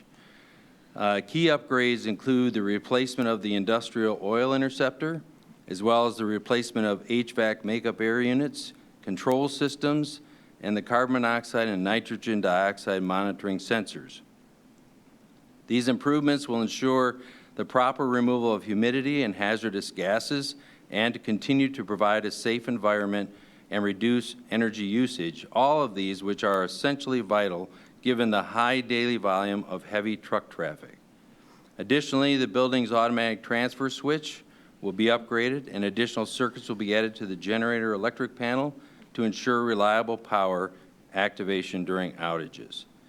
During this process, 14 vendors attended the site for a site visit. We received 5 bids by the deadline, and Quadrate Construction was the lowest bidder, but they were also determined to be the most responsive and responsible, and we would request approval of this contract for this project. Great. Thank you very much, Mr. Hollis. I know I had some questions about this when I first saw it come on the agenda, mainly because I wanted to make sure our staff was safe in the garage right now today, given the situation that you've described and the need for this. And I was assured they are safe. There's nothing that's going to happen to our staff at this point pending the implementation of adding these building improvements to the garage. So we're good, right? That's correct. Okay. The building is aging. The building's over 20 years old. Some of these systems are reaching the end of their lifespan, so we want to be proactive to get them replaced. Great. So Clerk Scott, if we could just put my questions into the minutes. This way I don't have to go through all of those here. We do have some questions from council. Ms. Menino. Thank you, Vice President Mangioli. I think you've answered my question. The building age, I wanted to understand that, and it's just confirmed that the system's never been replaced. We're talking about the originals in the case and what we're asking for here. Yes, I believe they're the originals. The building's about 23 years old. Okay. Yes, and so it's time for updates. Yeah, got it. That was my question. Thank you. Okay. And then next up is Mr. Skelsey. Yeah, I'm just curious, what is a industrial oil interceptor and what does it do? I'll let Matt take that one. All right, so there's a lot of oils that are always being changed from all the materials and everything, and there's always dripping oils. It's always going into the oil interceptor. Basically, it's the big drain in the middle of the DPS garage there. So basically, it just separates the oil so it doesn't get into the sewer systems and everything else. And is that recyclable at all, or is it, can you? We have a company that comes out and factors out all the oil, and they do recycle it. Okay. They have their own process for all that. Thank you. Okay. Any other questions, Mr. Skelsey? All right. Do I have a motion? It's been motioned by Mrs. Neubauer, seconded by Mr. Blair. I'll read the resolution. It is resolved that the Rochester Hills City Council hereby authorizes an increase to the contract blanket purchase order. I am reading the next one, aren't I? Sorry. Going to make sure I get the right one here. Resolved that the Rochester Hills City Council hereby authorizes a blanket purchase order contract for the Department of Public Services garage building improvements to Quadrate Construction, Macomb, Michigan, in the amount of $827,710.81, with a 10% contingency in the amount of $82,771.08, for a total not to exceed project amount of $910,481.89, and further authorizes the mayor to execute an agreement on behalf of the city. Further resolved that the city's acceptance of the proposal and approval of the award of a contract be contingent and conditioned upon the parties' entry into and execution of a written agreement acceptable to the city. All in favor say aye. Aye. Anyone opposed? And that motion passes unanimously. Thank you. I've already queued up the next motion for you, so we're up to 2023-0403, request for purchase authorization facilities, increase to the contract blanket purchase order for architectural engineering services for improvements to the Department of Public Services garage building in the amount of $3,500 for a new not to exceed $157,000 to DLZ Michigan, Waterford, Michigan. Mr. Hollis. Thank you, and hello again. This request is to increase this blanket purchase order for the engineering services to the project we just mentioned. The reason for the increase is because during the bidding process, a technical issue was identified regarding our building automation system and its integration with the proposed improvements. And so it was determined it would be more cost efficient to go back and add that into the drawings up front than to get change orders as the project was going. So that's the reason for this request, and if you have any questions, we'll be happy to answer them. We have no questions. Do I have a motion by Mrs. Neubauer, seconded by Mr. Lindberg? And I will read the correct resolution. Resolved that the Rochester Hills City Council hereby authorizes an increase to the contract blanket purchase order for architectural/engineering services for improvements to the Department of Public Services garage building to DLZ Michigan, Waterford, Michigan, in the amount of $3,500 for a new not-to-exceed amount of $157,000, and further authorizes the mayor to execute an amendment on behalf of the city. All in favor, say aye. Aye. Anyone opposed? And that motion passes unanimously as well. On to the next item, which I'm glad, Mr. Hollis, you're staying right there. Yes. We have 2026-0149, request for purchase authorization building, contract blanket purchase order for fire suppression and fire alarm plan review and inspection services in the amount not to exceed $135,000 for a one-year contract term, Fire Safety Consultants, Inc., Elgin, Illinois. Mr. Hollis. Thank you. Yes, this request is to authorize a contract blanket purchase order to Fire Safety Consultants. They are our consultant we've used for several years now. We're very happy with their services. They assist our team in the commercial fire suppression and fire alarm plan reviews that are a little more technical than our team can do, and also they assist in the inspection of those services to make sure they're done properly. What I wanted to point out in this is that this is a pass-through cost. So whatever the cost is passed on to the contractors. There's really no cost to the city. It's passed on to the contractors who utilize these permits. Thank you. Okay. With that, I am not seeing any questions from City Council. It's been moved by Mrs. Neubauer, seconded by Mrs. Menino. And I will read the resolution. Resolved that the Rochester Hills City Council hereby authorizes a contract blanket purchase order for fire suppression and fire alarm plan review and inspection services to Fire Safety Consultants, Inc., Elgin, Illinois, through April 12, 2027, in the amount not to exceed $135,000, and further authorizes the procurement manager to execute an agreement on behalf of the city. Further resolved that the city's acceptance of the proposal and approval of the award of a contract shall be contingent and conditioned upon the parties' entry into and execution of a written agreement acceptable to the city. All in favor say aye. Aye. And anyone opposed? And that motion also passes unanimously. Thank you very much. Thank you. Now we are on to, I'm going to guess, the Parks Group. We are at agenda item 2026-0170, request to rename Hardy Green Space after Gerald Carvey in recognition of his significant service to the city, and also request a waiver from the city naming policy that requires a person to be deceased for 3 years prior to the request. Mr. Elwert.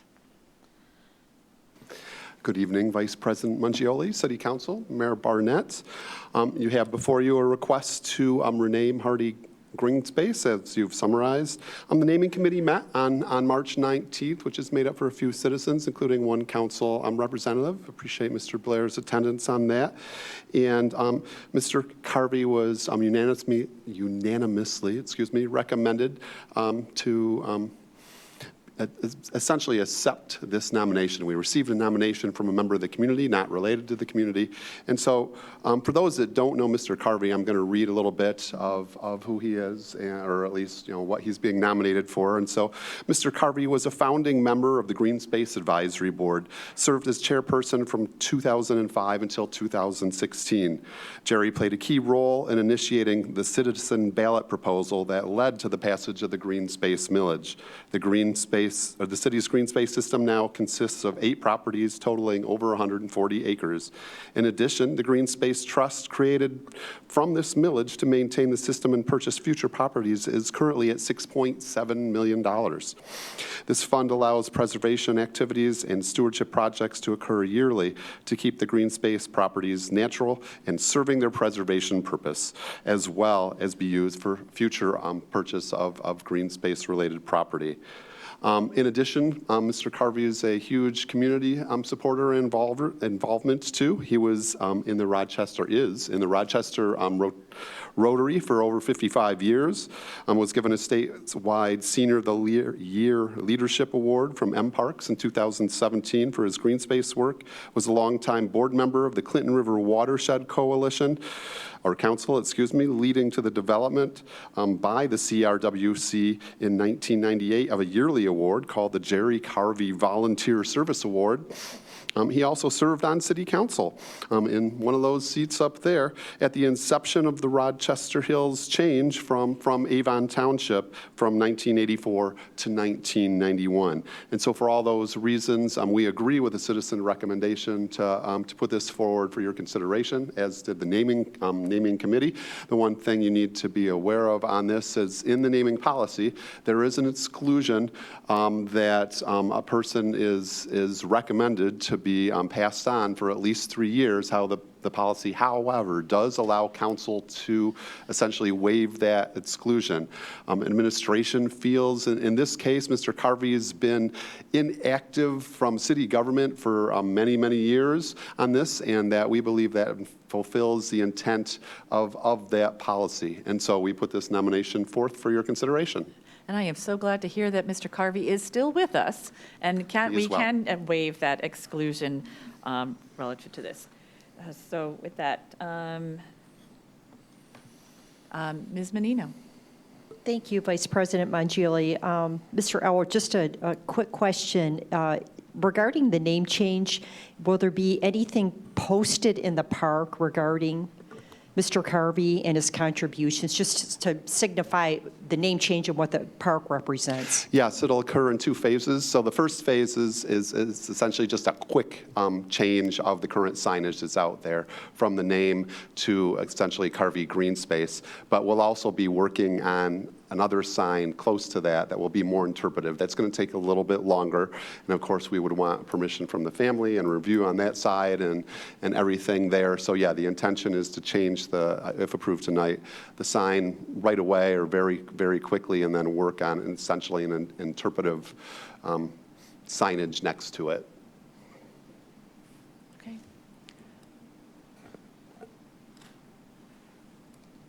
All right. Also on here is the mayor. Yes, thank you, Vice President Mangioli. Yeah, I would just say, obviously, I'm in support of this. I think one unique thing to note is that as far as I know, Mr. Carvey has no idea that this is happening. He's not been a part of this. He's actually out of town. I was curious if he, by chance, would know anything about this, but he's out of town. And so this isn't certainly something that he was advocating for. In fact, he would probably be embarrassed if he knew this was happening. But, we currently, most of our green spaces are just merely named after the streets that they find themselves on. And this does seem like an appropriate way. There is a pretty good policy, a committee in place, rules, a structure. So the administration is hopeful that council will be supportive of this tonight. Yes. Thanks. And Mr. Carvey has been a longtime resident of our community. I'm hoping that the Van Heusen Museum also has some space dedicated to our founding fathers of our city 42 years ago, with Mr. Carvey being one of those. So I'm looking for a motion. It's been moved by Mrs. Menino, seconded by Mrs. Neubauer. And I will read the resolution in the packet. Whereas City Administration recommends that the Harding Green Space be renamed the Carvey Green Space in recognition of Gerald Carvey's avid conservation support, community involvement, and engagement in city government, and requests a waiver of the city naming policy requirement that the recommended outstanding individual be deceased for 3 years prior to the request. Resolved that the Rochester Hills City Council, on behalf of the City of Rochester Hills, hereby approves renaming the Hardy Green Space the Carvey Green Space and waives the requirement that the recommended outstanding individual be deceased for 3 years prior to the request. All in favor say aye. Aye. Anyone opposed? Thank you very much, and another Thank you. unanimous resolution for this evening. But I think we're now getting to the fun part of the night, where we start. If people thought we were spending a lot of money before, this is where, oh my. So we are at 2026-0143, request for purchase authorization, Parks.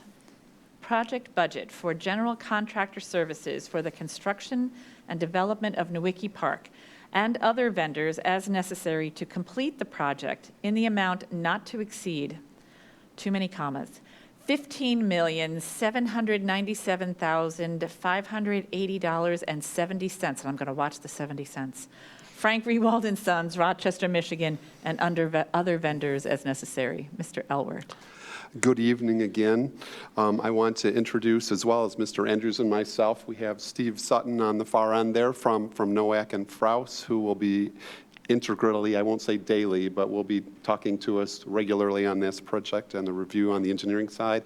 And I have Ed Alonzo from A3C with us, the architecture firm as well, which will be helping oversee the building construction, as well as our building team staff has graciously agreed to stay a little bit later in case there are any detailed questions that come up that they can provide answers to. So with that, I just want to give a little brief outline of what the presentation is that we're going to have tonight before we get into detailed questions. So we'll talk a little bit about the project background. You'll hear a little bit about timeline. You're going to see some pretty pictures on the site renderings that perhaps you haven't seen before that are pretty fun. And you're going to see some detailed drawings as well and get into the weeds a little bit. And also, of course, the fiscal request in detail, and Mr. Snyder is also available here to go into that. This presentation does cover all three of the next three agenda items lumped together on that, and feel free to ask questions at any point. Of course, I'm sure we'll have a robust discussion at the end of this, but if something you have just need to know at the moment, feel free at that point, and we will dive in. I just want to point out that right here in front of you, the picture you see is, of course, the Nowicki properties as we own them.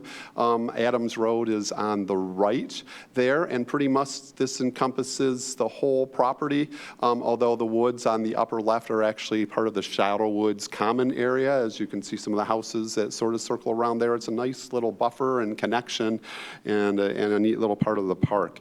And another tidbit that you may not have heard before is the history of Nowicki Park and how we got here. And I'm not going to spend a lot of time on it, but we have a lady that researches all our parcels in detail through the museum. And so this parcel was originally bought as part of 160 acres by John Miller in 1819. He was a veteran of the War of 1812. Later on, about 100 years-ish later, it was bought by Arthur Spencer in 1909. You might recognize that name, but he was the supervisor of what was then Avon Township and a drain commissioner in Oakland County in the early 1900s. Eventually, in 1990, they split it into 5-acre-ish parcels, and Rochester Hills purchased those parcels in 1990. So it's been sitting basically in its current state for almost 40 years at that point. Actually, in 1999, this very body, a city council resolution passed after naming the park after Eugene Nowicki, who was a councilman that had recently passed, but was also a very strong conservationist and in recognition of his service and his conservation ethic. And there you have a little bit of the history of Nowicki Park, how we got here. I wanted to bring up a few concept plans that maybe you hadn't seen before. This was what it was going to be 20 years ago. These were the concept plans from the public that they received in 2008. Essentially a sports park with trails around it. Demands change over time, and input changes over time. So recently we have collected more, and we've come up with this nature concept, right? This nature park concept. And we really started this process. Several of you were involved in this process in 2023 to produce this concept that you see here. I'm working with Niagara Murano, who does a great job on these site concepts. They actually did them for 4 of our parks. And we had a conceptual design charrette, which a few council members, I think at least 2 that are on the board now had come to, if you remember that whole day thing, and that was that was developed and worked with on Noack and Frous and all the boards and gave the opinions on the buildings and this and that. We did the same thing for the public on focus groups and random surveys for our master plan. Lots of public input, long term. So I appreciate your engagement in this from the beginning. But from concept comes construction plans. And so I'm just going to give a little bit of an overview. This can get a little bit into the weeds, but I think it's important at least on a couple things that you know, sort of where things are and the questions we might get. And so these next couple slides have to do with that. After concept, with council's approval, we went to this construction design process with Noack and Frous and A3C. Really, we've been working on that for a year and a half. Over 30, it feels like more than 30 meetings, but over a year and a half, we've put together a large packet of information, and working hand in hand with the building department, DPS and fire on the specs and the code and moving buildings around to make sure it was safe from fire and ideas from building. We've come up with what are 200 pages of this type of drawing in various levels of details, and another 1,200 pages of specs and details that they have to follow. So the contract book is probably going to be taller than this microphone when the construction company gets it, assuming approval tonight. It had Planning Commission review in 2025. Again, lots of public input. There was some there at the meeting. We held a public input neighbor meeting, of which we have a few neighbors from Shadow Woods in the audience, and appreciate people coming on that. We had a robust conversation at that meeting. I think a couple council members were there then, and that's appreciated. We also held several walks with the neighbors immediately adjacent, and got strong feedback where we moved the trails back. The trails were, when you actually walk the property, the trails right next to the 6 parcels in Shadow Woods were pretty close. They were still allowable by code, but they were pretty darn close. So we ended up moving those back about 50 feet. We changed the berm configuration. There were some that were concerned about berms because right next to the property line because they were concerned it was going to hold drainage. There were others that were concerned that their house wasn't bermed enough and they wanted a berm. So I think we've come to a happy medium in adding some berms up atop, but moving the berms right next to the trail that we've moved farther down that will allow the drainage to proceed as it does. And let's see.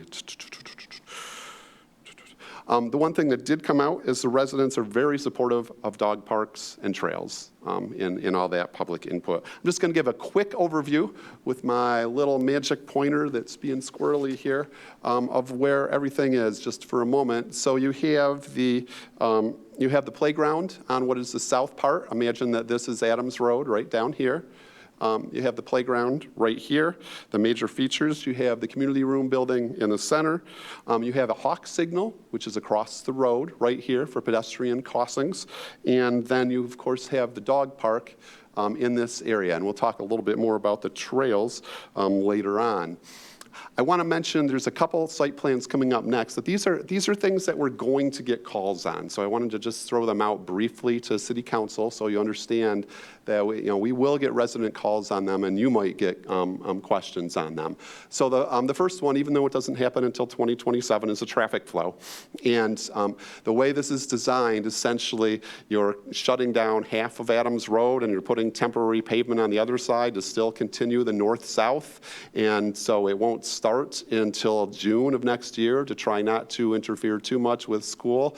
Again, it'll still be two-way flow. They do half of Adams Road, do the construction on the other side, then they move it over and do the same thing on that side. So we're still maintaining two-way flow on this, just be a little bit tighter as they put the temporary in on that. And you will most likely get conversations about that. The next one is tree removal. And it's important that you see this and know this, because if it's approved tonight, this is going to be, there's no other word for it, it's going to be dramatic.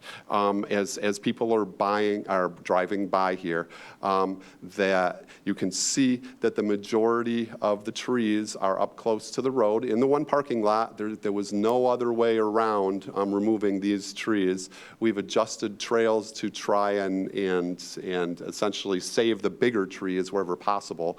But the tree survey is 1,900 trees on site.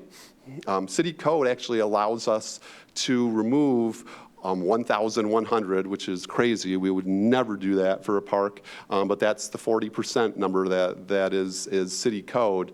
So we're removing 600 trees. 515 of them are regulated trees. The other 85 are excluded for various purposes. They're either dead, dying, or invasive, I believe, is the. But the important part of this then is the planting plan, which comes next. And you see the vegetation all over the place, but you see a lot of trees along the front, which the residents asked for quite a bit in our public input. The residents across the street were concerned about noise from the dog park. Residents over here were concerned about noise from the playground, and we love to plant trees anyway. So we added about 100-ish trees. We added screening over here, which the residents add for there, even added some more over in this area to screen any. We don't believe that there's going to be noise issues on this side because it's so far away, but we added the additional screening anyway. So there's substantial there, but only 515 trees are required to be planted. We're planting 650. Again, we're adhering to more than what our code of ordinances requires on this, and when trees are involved, that's the way we like to do it. So the timeline, very briefly, if approved tonight, we plan to start working with our professionals here and talking with purchasing today that they have a contract book ready to go tomorrow to get to the recommended company on that and start that process. So we would expect to be on the ground in late May is the target. It could be early June, but the target is late May. We're really looking at having the building framed, if at all possible, before winter, so that they can work inside and throughout the winter and do that, because we won't be able to do a ton of other work that way. It'll really start to look like a park in spring of '27. The playground will be coming in, which we've previously approved, and then the trails will be coming in. The summer road work will really be the final touches, and the planting in summer of 2027 with a target of a late August opening for the timeline. And now we're on to the pretty pictures, so thank you for bearing with me on that. But this is a community's first dog park, and so we wanted to make sure that we get this right, that it looks right, that we have a couple special features in there that will control erosion. So the material on this whole area here will be concrete, this pathway coming in, instead of the initial limestone that potentially had erosion issues and such.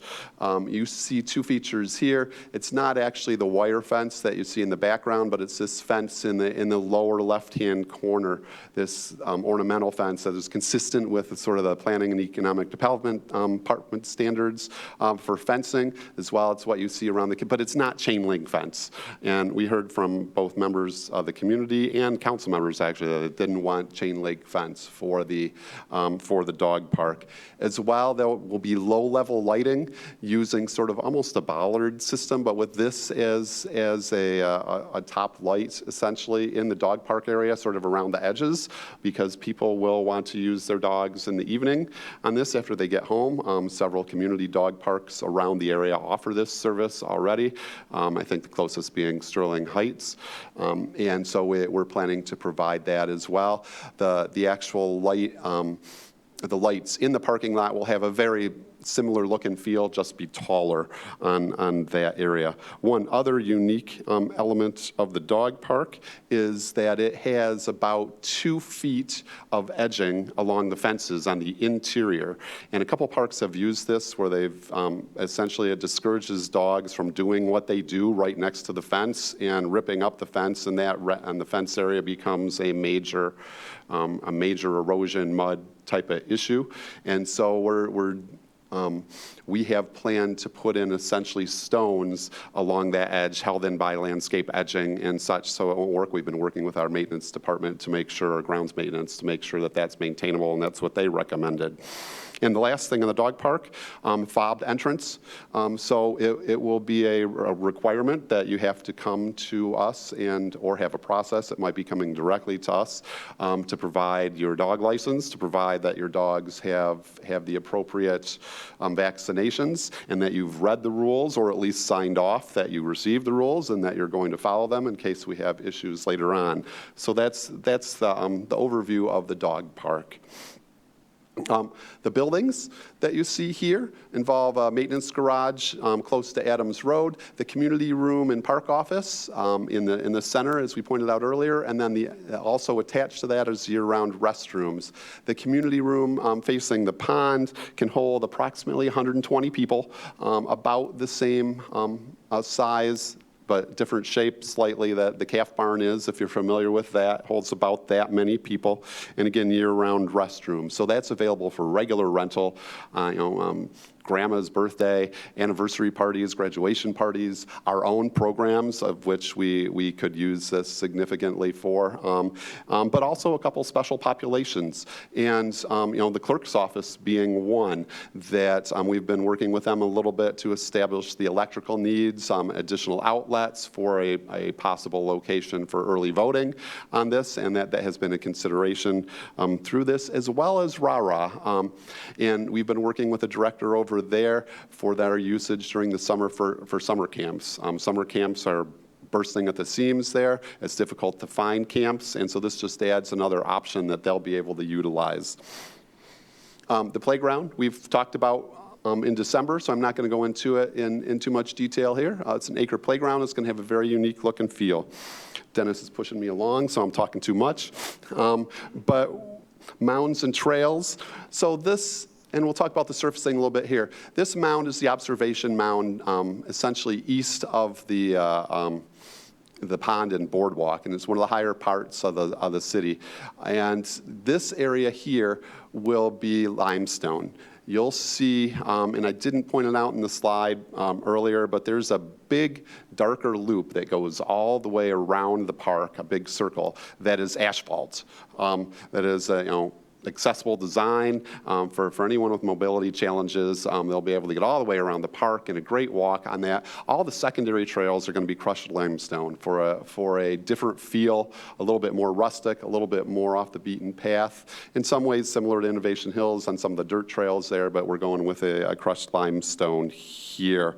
As well, there's some very small areas on both the north and south part of this park that are sort of meditation areas. There's one in the woods that has a couple small gliding rocker benches instead of the traditional benches.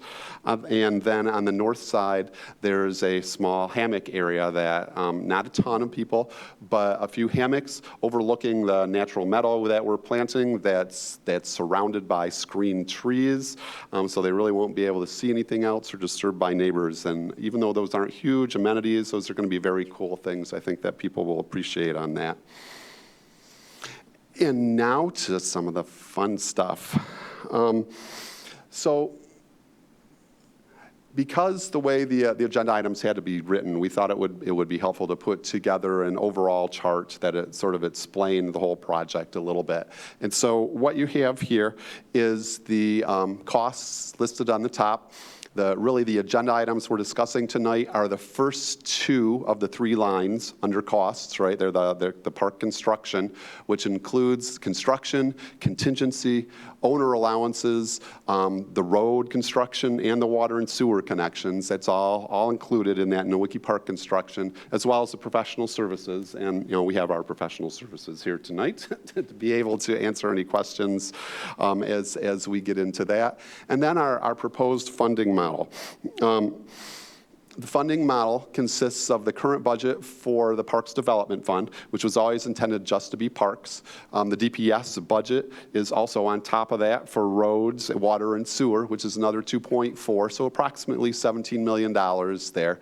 And, that's a whole. We see that. But we've also received and went out for a $2 million grant that we weren't expecting when we started this bid process and when we started the revenue estimates in June of last year, for $2 million with a big thanks to Representative Mark Tisdall and his co-sponsor Senator Weber to get that through for us that really funds a lot of these cool things.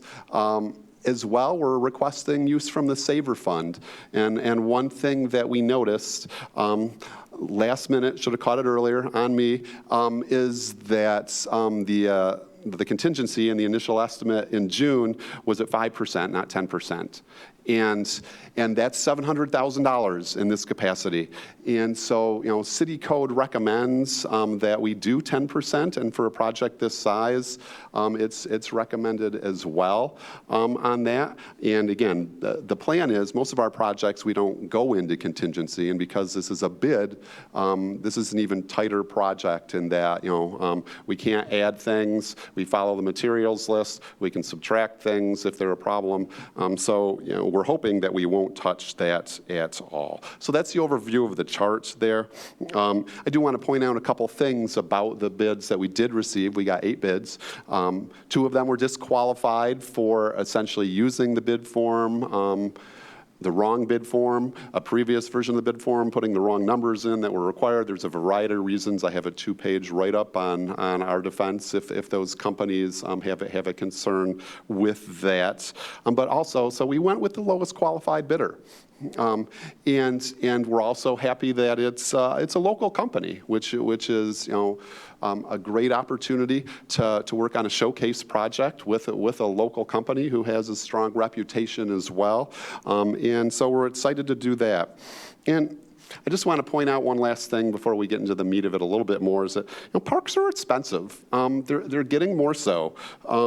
Borden Park, we went back and looked at the numbers, and Borden Park, with inflation, for that whole development, not including the new buildings or anything that we've put in recently, is $13.3 million in present day value. And that was for a sports park. This wasn't a, really unique playground or other water features that we were building or what have you. That was $13.3 million for a well-utilized, our top visited park, very well-maintained fields, but a sports park.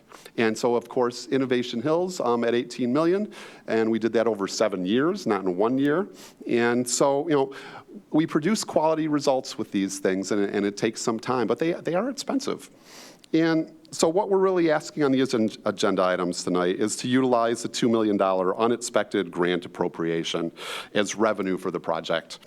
We're also asking for the $500,000 for the Saver Fund, as I mentioned. to really cover the difference between the 5% contingency on the estimate and the 10% that we're proposing tonight. And so we know this is a big cost, but it's not out of line with the parks that we've built in the past that produce awesome feedback and great usage. We've looked for other funding sources and been successful in finding a $2 million appropriation grant, thanks to the Representative Tisdale and Senator Weber. We're asking to move Nowicki Park forward without any additional general fund money by utilizing this grant and the $500,000 from the Saver Fund to cover the contingency that hopefully we aren't even going to need. And if we don't use it, that money stays in the Saver Fund. We've worked very hard over really the last 3 years collaborating with our community to make it a park they really want, updating it to a nature park instead of a sports park, including additional tree plantings, building our most requested amenities of a dog park and more trails. We're asking you tonight to move forward with this permanent legacy for our grandkids, our kids, our neighbors, and the community. And with that, we're available for questions. Thank you very much, Mr. Elbert and team. I'm sitting here thinking I moved into my house across the street from Nowicki Park 39 years ago. Somewhere in your history piece, you have to remember that it was Adam's apple. It was a privately owned home, ranch home that was there that had a fruit and vegetable stand out in front. And he got into a disagreement with the city for many years over whether or not he could have produce there that he didn't grow in his own backyard. That eventually became, the city ended up acquiring the property, and then it became Nowicki Park for Eugene Nowicki, someone else who has been a strong person in developing our city as it is today. And as I said at the very beginning, this is a once-in-a-lifetime tenure of your time here on City Council, because Innovation Hills was already started when I joined City Council. David Blair and I joined at the same time, and so it was already in place. Mr. Carlock and Ms. Neubauer joined shortly thereafter, and now we have Mr. Lindberg, Ms. Menino, and Mr. Skelsey. And so this is your first time, and maybe only time, to build a park that will be a legacy in our city and for our kids. It's also a lot of money. So there's a part of me that's very happy to see that this finally coming to fruition. All the different community events you talked about that we've had with residents, I think myself and Ms. Neubauer have been at most, if not all of them. I remember telling people to go to Van Hoosen Museum and put their dots, and I'd go around and say, don't put it on the dog park, put it over here, avoid the pool, and do this. And so talking to the neighbors about the different options that they had in our parks, whether it be Nowicki Park or Spencer or Bloomer or Borden, on the park development that we were going to do. But you have done a fabulous job in getting us to where we are today. I know I talked to Dennis, probably last year. I used to say, where is there water in Nowicki Park? There is no water in Nowicki Park. How can you talk about a water feature in Nowicki Park? And I had him set up a walk through Nowicki Park when it was dry, when there was no rain for days or weeks prior, back like end of July, early August I think it was like August 9th, somewhere in there last year, to make sure I was like, I'm not going to find any water here. But you did give me a lesson on what is a wetland and how a wetland doesn't always necessarily have water on the surface, but it's the vegetation that grows there. And so the team has done an excellent job in being able to promote the different facets of our park. I know I had asked a number of questions before this, and so Clerk Scott, I'm going to ask that my email be part of the record for today's meeting so I don't take up more time from council itself. But one of those answers was Mr. Elbert sends us a monthly report on what's going on with the parks. I've saved them. I must say I don't always read them. So now I will read those so that I can see the construction work, because if you're going to have a book that big, I want to know what's happening and that the timeline is being adhered to. So. And yeah, as we mentioned, I'll call out, since this is such a big project, we'll have a separate thing, so you don't have to read the rest of it. You can just read the. I should read all of it if I'm going to be. You can just read and a lot of it's operations and not projects, certainly. But it is, yeah, on the first page or two, and we'll highlight the Nowicki status going That would forward be a little great. bit. Yep. We may ask the mayor to bring you in here just to see the team. If we can talk about our Brownfield grant, we can also talk about spending $15 million on a park. So with that, I have other comments and questions, but I will turn it over to council right now. And first up is Ms. Neubauer. Thank you, Vice President Mangioli. Yes, she's correct. I think I've come to all of the public meetings and the other meetings, and one of the things that I want to say is thank you so much for being willing to pivot and make adjustments based on the public feedback. And also, you came into Planning Commission as a developer, and you were treated the same as any other developer, which is not always warm and fuzzy. And you took all of our recommendations and made those changes as well, and so I want to thank you for that. I understand that there's a lot of trees being removed, but I do want to stress that more trees are being planted than are being removed, which is not usually what developers do. They usually try to just get out of it by paying into the tree fund, and you're doing better than a lot of the developers are doing when they come in front of Planning Commission. So for that, I want to say thank you. I also want to say it's an honor to be part of a council that will create, if it passes, that has the ability to create something that's going to last for years and years and years and years for our kids. Rochester Hills is known for their parks. I think the mayor calls us the Disney World of parks. And I can tell you that my kids are on sports teams in Rochester Hills, and kids from other counties, Macomb County, Wayne County, they come from everywhere to visit our parks. So it's not only a benefit to our community, it's a benefit to the kids as a whole. And I just want to thank you for putting the effort into developing it. And it's going to look beautiful. Right now, it doesn't really look like anything other than overgrown grass from the road.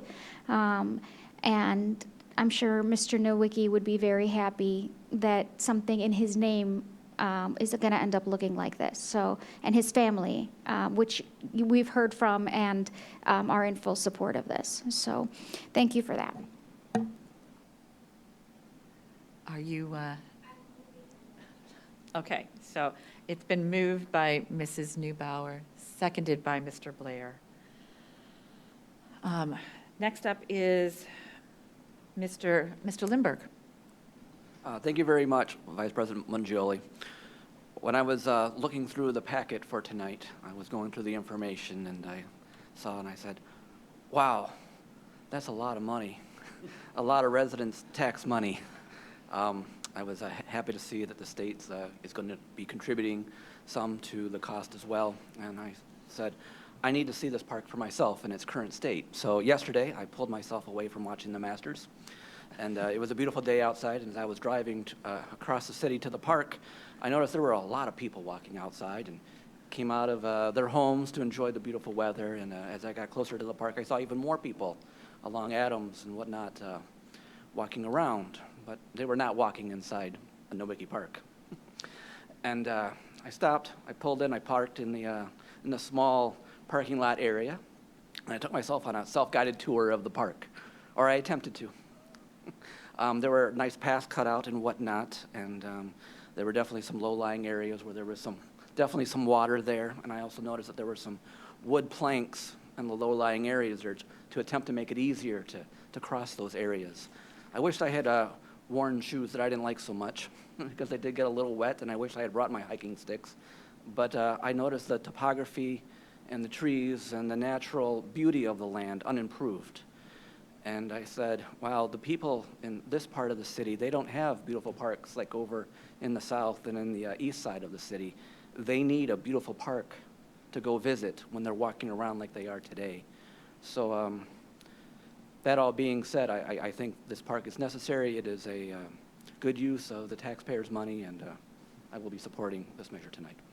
Thank you. Thank you, Mr. Lindberg. Next up is Mr. Skelsey. Thank you, Vice President Mangione. My question is this. I mean, I'm new to the council here, not a great numbers guy, so you're going to have to help me out here. But like, when we first brought this up, 14.5 million is the number that stuck in my brain for some reason. But now we're at 19 million, and that's a big jump. And I know we got the grants and everything else, but my biggest concern is, what are the residents going to say about this? I mean, yeah, some of them will love the park, some of them have dogs, but David's a cat lover, so I don't, you know, that's, what are you going to do about that? I guess my thing is, that's a lot of money. And are we going to run into a situation where once this project gets rolling, you're going to be coming back to ask for more, or am I missing something? I 100% agree that it is lots, and you know, that 14.5 number sticks in your head because that was just the parks portion, and but I understand how that number sticks in your head, and it is expensive. As to will we be coming back for any items in this construction? We can't with a bid. Like, we can't start anything else in this project if and how to explain it. Purchasing explains it as a bid is a bid is a bid, is that you're locked in. This is what we're doing. If some reason we came up with you know, the greatest water fountain in the world that we wanted to put at the park, we can't do anything about it. We would have to get an estimate, come back to council before you know, before we could even fathom moving forward with anything, and then we'd have to get an estimate from different construction companies. We couldn't just tack it on to here. What may change, and it would be within the contingency, is that the materials will go up and down based on what they're actually using. And you know, this is what our professional services are here for in the weekly you know, process, and making sure, in fact, even if you wanted to talk a little bit of how you keep the contractors sort of on task for a minute on that side would be great.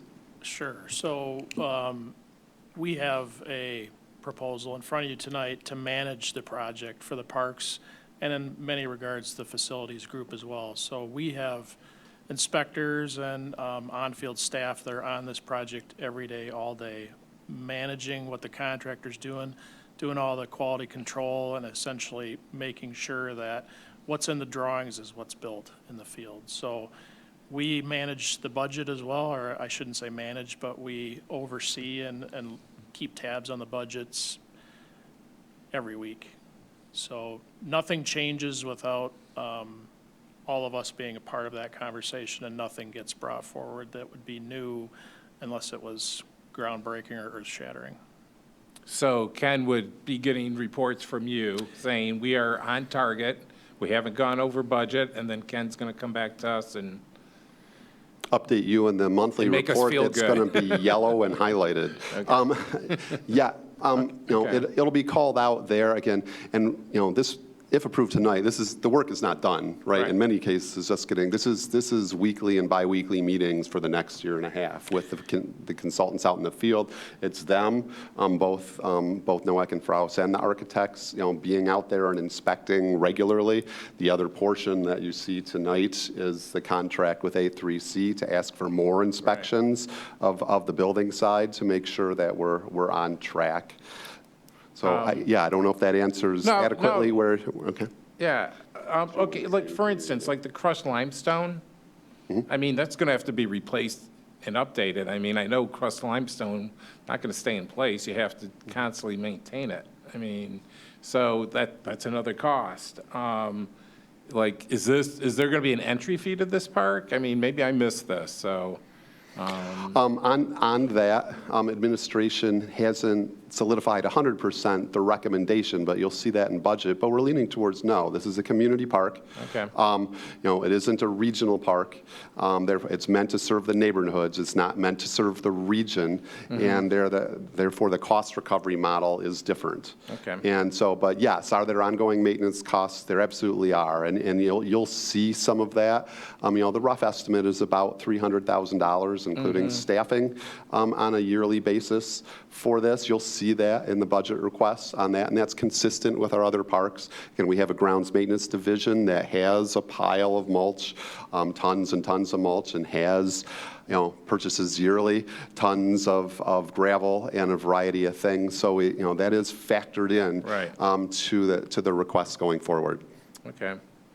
And then just what is the cost per tree? You're planting how many? 650 trees? So what's the cost of these trees? It varies by species. I'm going to give you a number, and it's going to be wrong, so I've got to look it up unless somebody smarter than me can remember. Yeah, there's different size categories, but if you're talking about a standard 2-inch caliper tree, you're probably in that $500 to $600 Per tree? range per tree. Okay. I concur. Okay.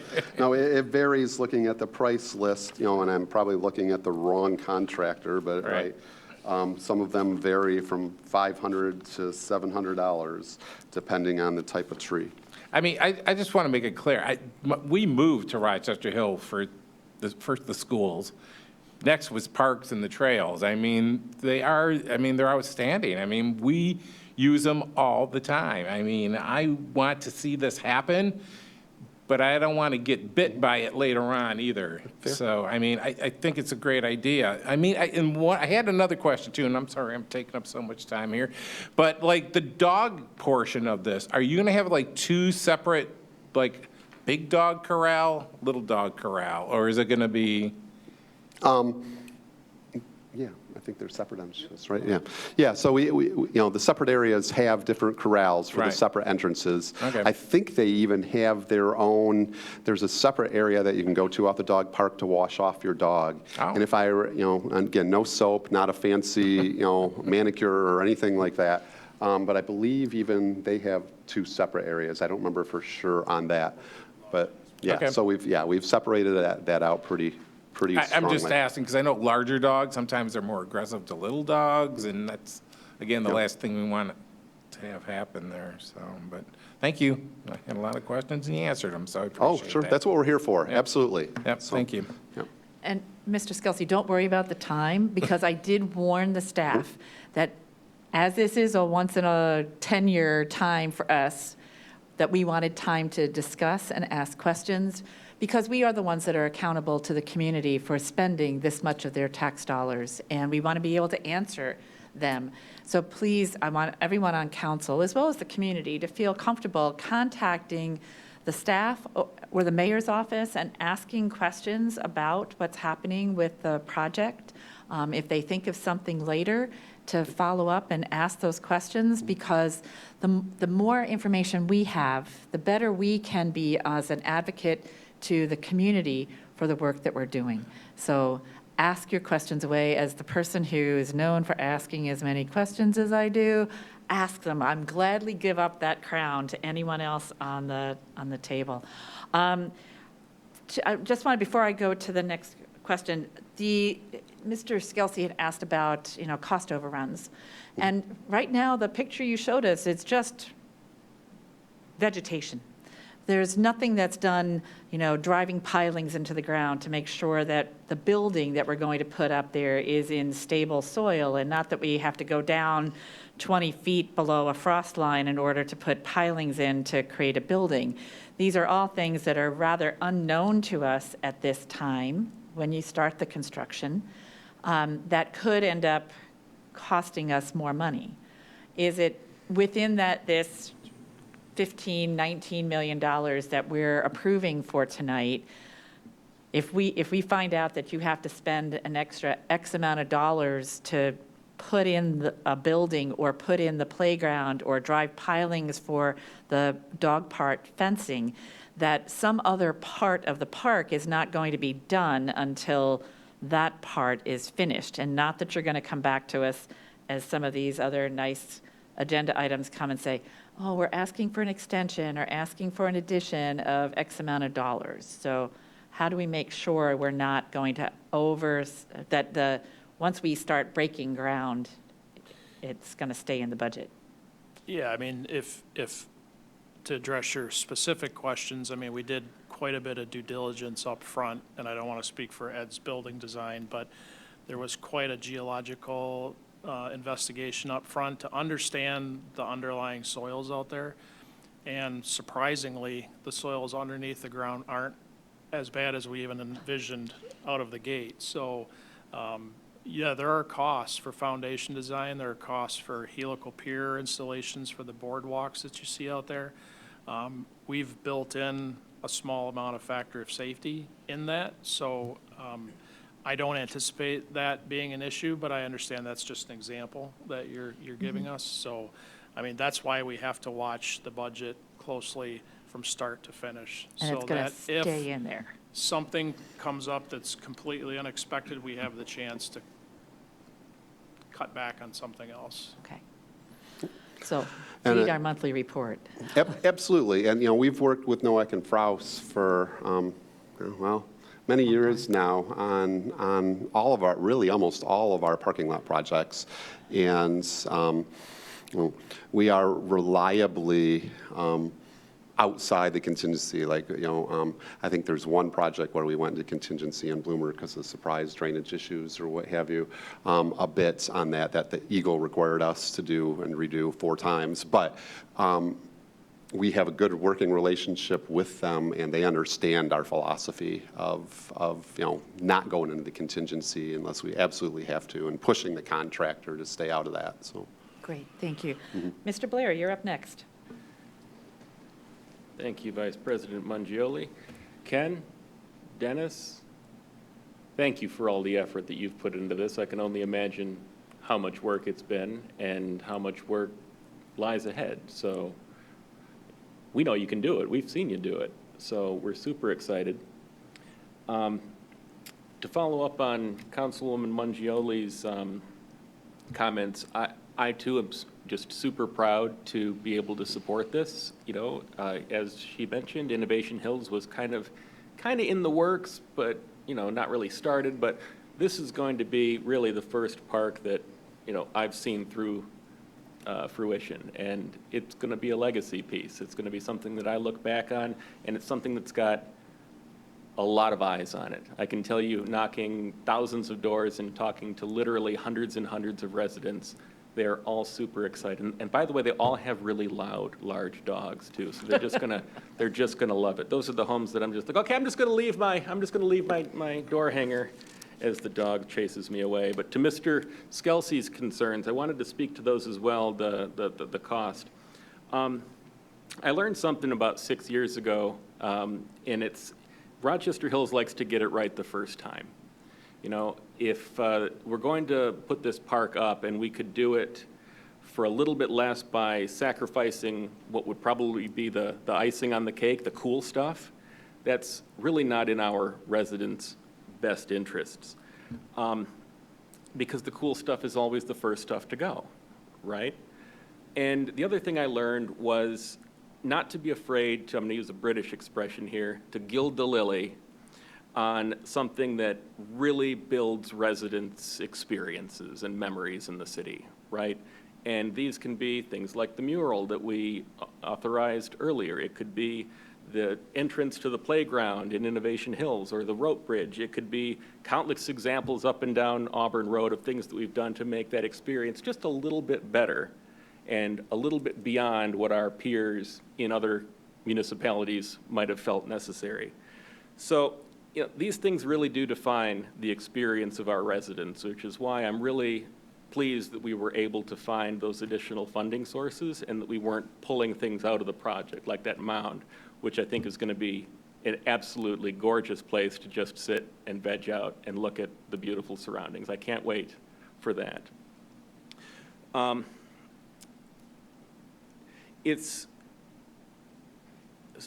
notes are just a little bit chicken scratch. I was trying to keep up, but I do want to get a little bit more information on when we will get the details on that dog park. When will that start to be released? Some of the logistics about it, the costs, where you go to get the license, when registration will be open. Those are going to be the questions that we start getting as soon as shovels hit the ground. So can you tell me when that information will start to get fed to us? I can give you some general information. Of course, we will, that'll be a discussion through the budget process as well.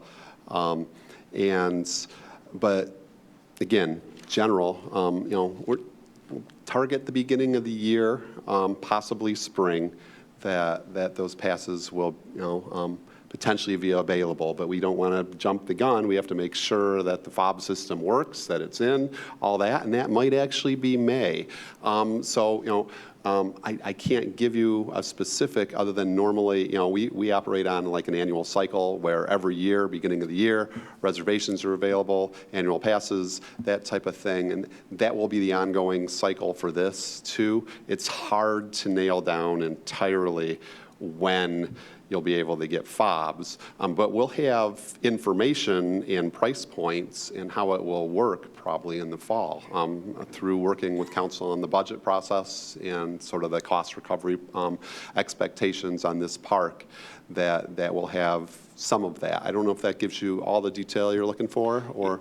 No, it does, because we're gonna get those questions right away, I'm sure. I had a 20-minute conversation with an older gentleman who lived around the corner that he wanted to book his anniversary with his wife. He wanted to put in the budget the passes for his 2 dogs, and we haven't even decided whether it would be per house or per dog or any of that. Yeah, he was so excited. So I understand. I'm experiencing those questions as well. What about staffing, Ken and Dennis? What's this going to look like from a human resources standpoint? Will we have people rotating in, or team members rotated in from other parks? Will they be assigned directly to this one? Will that be new hires, part-timers? Yeah, and so the short answer is that this is still going to be a heavily used park. It won't be 500,000 people or what have you. So it's going to require a full-time ranger. We have and supporting seasonal staff essentially. And so that was included in that $300,000 that Mr. Skelsey had asked about on the operating costs on a yearly basis, a rough estimate on that. The majority of that is staff costs. There will be room rental setups on a regular basis. There will unfortunately be interactions in the dog park that we need to take care of, and incident reports to write up, and sheriff to call and get an incident report. And not every minute, but it's going to happen, and we're developing specialized training to essentially de-escalate some of those areas. So we're looking at a similar model to what we'd call a bloomer park that has a full-time ranger and 3 to 5, maybe 6 at some point during the busy summer months of seasonal help. And we're not charging for parking at this park at this point? Again, not 100% will, administration's basically settled on the recommendation through the budget process is going to be no, but we're also going to be going over the other costs, recovery expectations that we're expecting from that park, and that's ultimately going to be up to City Council to decide. But our recommendation at this point, before we're in the budget, is leaning towards no, because it is a community park, not a regional park, and it's meant to serve neighborhoods. Especially if you're doing elections there, you'd have to do free parking for the elections anyway. So. And that was one of the challenges. Yep. And if you have essentially a membership fee-ish type of thing, which we're having for the dog park, then do you charge parking on top of that? There was, there were many challenges with parking at this park. Is there a relationship between like the membership to the dog park and the Parks Pass? Like, is there a Parks Pass Plus that gives you the dog park, or is that? Maybe. Again, we don't, that's something we've rattled around, but we don't have anything locked in yet. I could see that really driving, if we just said, oh, it's part of the Parks Pass, I could see that really driving sales of that. But It could, yeah, but like as someone pointed out, there are 50% are dog owners and 50% are cat owners. So, you know, we have to. Yeah, well, the 50% that own cats are, you know, much better, but that's just me. I really appreciate all the answers, Ken, and Dennis, I wish you guys the very best of luck. It sounds like we've got the right talent on board. And to any of the residents or fellow council members that are looking at the shock of the cost, I mean, I would just say, remember that, you know, this is stuff that's visible to our residents. This is not, you know, a roadway. It's not, you know, some HVAC system on the roof or a PRV valve buried underneath, you know, some street. This is money that's going directly into resident experiences. So I trust you guys are going to deliver a great product, and I hope you keep us posted, and I can't wait to see it on the other side. Back to you. Thank President. you, Mr. Vice Blair. President. Ms. Menino. Yes, thank you, Vice President Mangioli. Just want to say, you guys, thank you for bringing these pictures today. Looks really good on the schematics that you brought in, and thank you, Ken, for taking me on the tour the other day. So I walked the park, got the pictures, everything looks good. My question to you, maybe to this gentleman over here, is more on the contractor and the, I guess, you know, progressive payments and/or pay for performance. I'm concerned about demonstrating that what they're putting in, especially on the drainage issues, because it's an extremely wet piece of property. And we're going in there and doing a lot of excavation, a lot of different elevation changes, creating ponds, and ensuring that I'm trying to take maybe lessons learned from Innovation Hills, where we have some, you know, drainage issues going on over there. And I'd like to get some comment on that, where the protections are, how we're going to ensure that what they're doing is working and we're not flooding it out, and those types of discussions, so we don't have cost overruns. So. Yeah, maybe I can just touch on, I mean, we're investing in this project a tremendous amount in under drain. So all of the dog park is under line with drainage tiles to support that. The playground has got quite a drainage system included in it. We are feeding a lot of that drainage to the center focal pond, which you can see in the schematic on the screen. There's also a detention facility that's secondary to that to handle any of the auxiliary runoff from that area or other parking areas. But at the end of the day, this is going to be a net zero discharge site. So we don't anticipate discharging off-site at all for this one. So it's going to be contained on site. And again, that is our job in the field to make sure that all of that under drain, the piping is all installed correctly so that really it performs as we expect it to.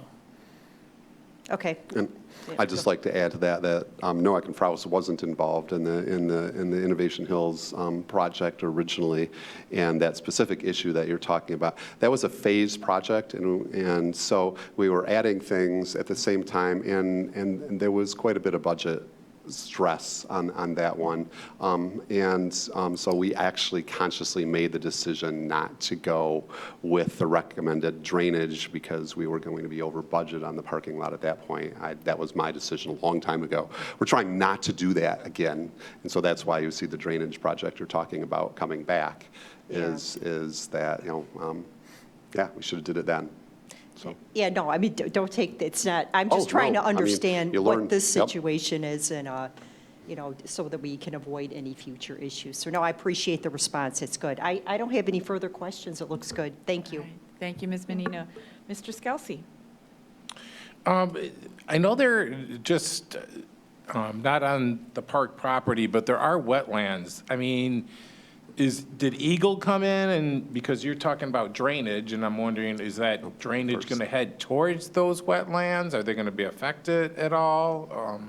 I'll give the overview, and Mr. Sutton can get into the weeds if you need more. But essentially, there's basically two classifications of wetlands on the property. Again, this was reviewed by Planning Commission in detail too. And the ones to the north that go on to the other property are actually Eagle regulated or state regulated wetlands because they're close to that stream and within, I forget the exact 200 feet or what have you of a moving drainage stream. They become regulated by Eagle wetlands. So the ones to the north are Eagle regulated. And if you notice in the design details that we state stayed 100% out of, away from. We even tightened up the fencing and the dog park and lost, I don't know, a tenth of an acre to move the dog park away from that area a little bit. The rest of the wetlands are city-regulated wetlands, which allows a little bit more flexibility. We did come to this body asking for a wetland permit a while ago on that because of the boardwalks and some of the things that we're doing in the city-regulated wetlands. So I don't know if you have anything to add. Just to add that Eagle was on this site and did their own assessment secondary to the city's review and concurred with all of the current regulated and non-regulated wetlands.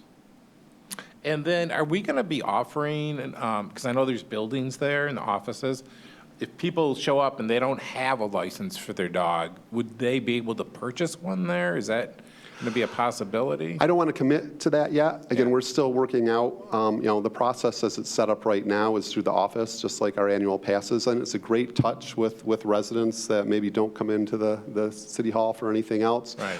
But that's a little different if you want to go to the park there and use the dog park. So I can't answer that directly. All I can say is it's under discussion, and we're thinking about it. Okay, thank you. All right, so before I go to the mayor, I have a couple of other follow-up questions for you. We're approving on this resolution almost $16 million.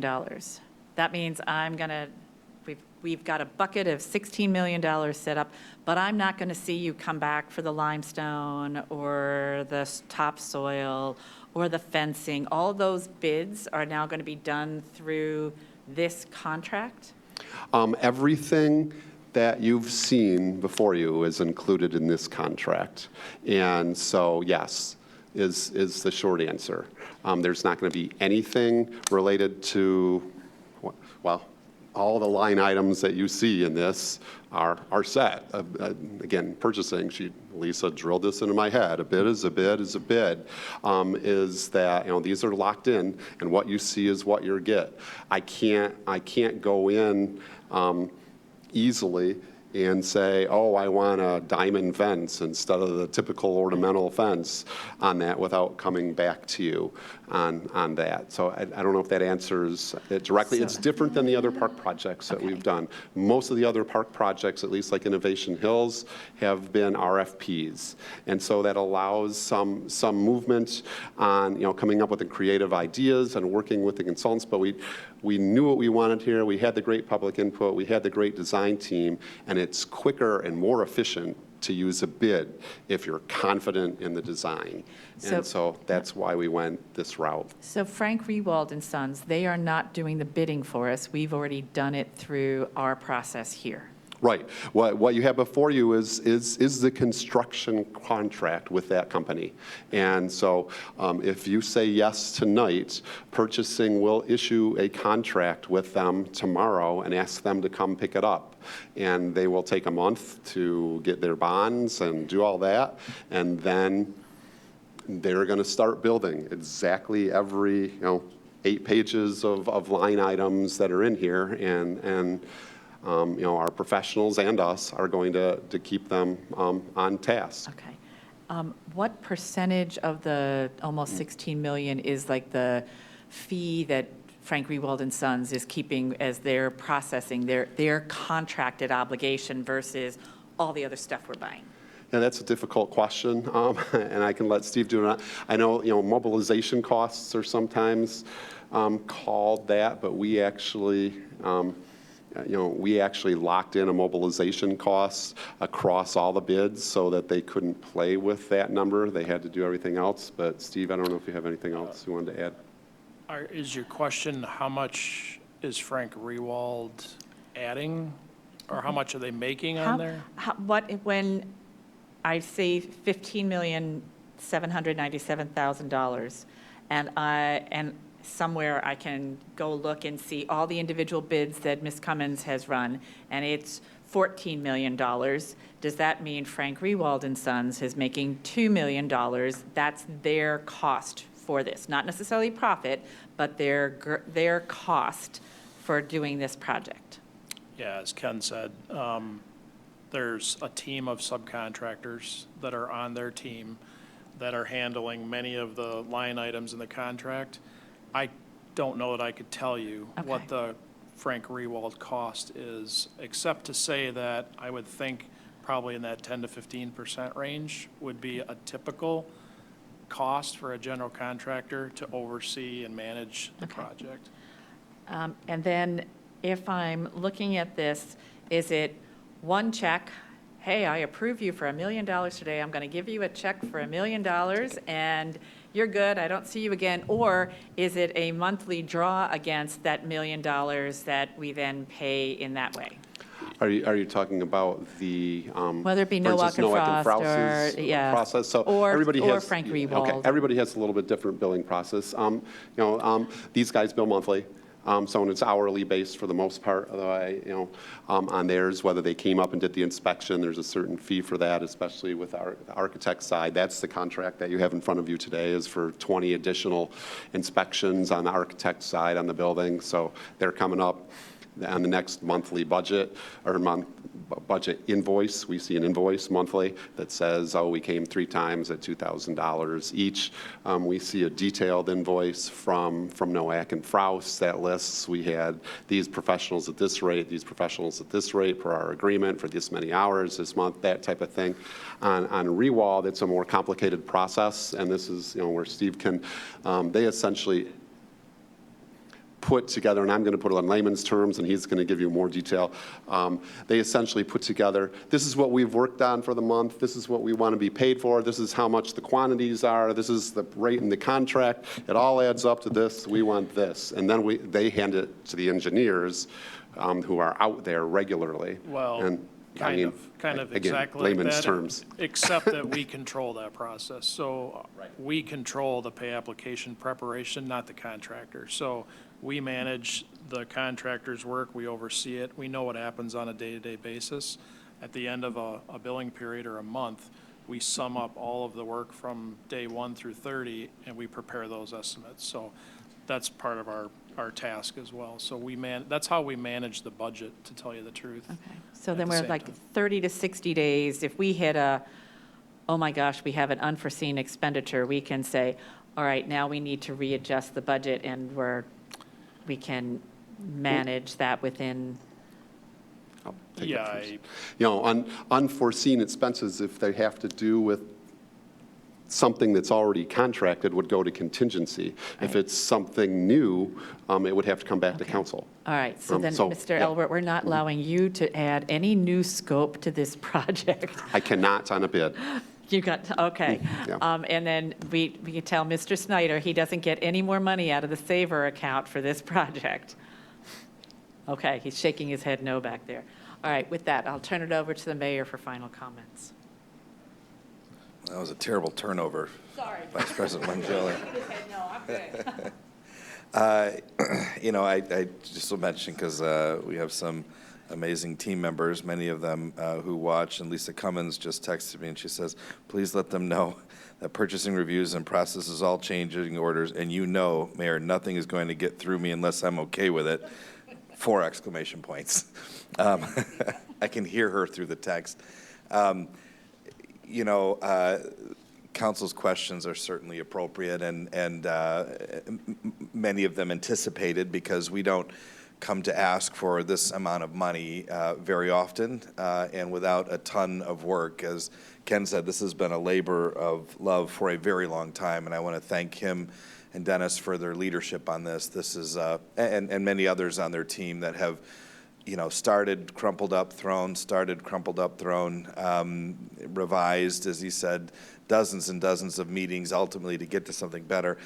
I love the confidence that they have that nothing will change. I have experienced that sometimes things do change. We certainly get the message from council that hopefully they change in a financially favorable way.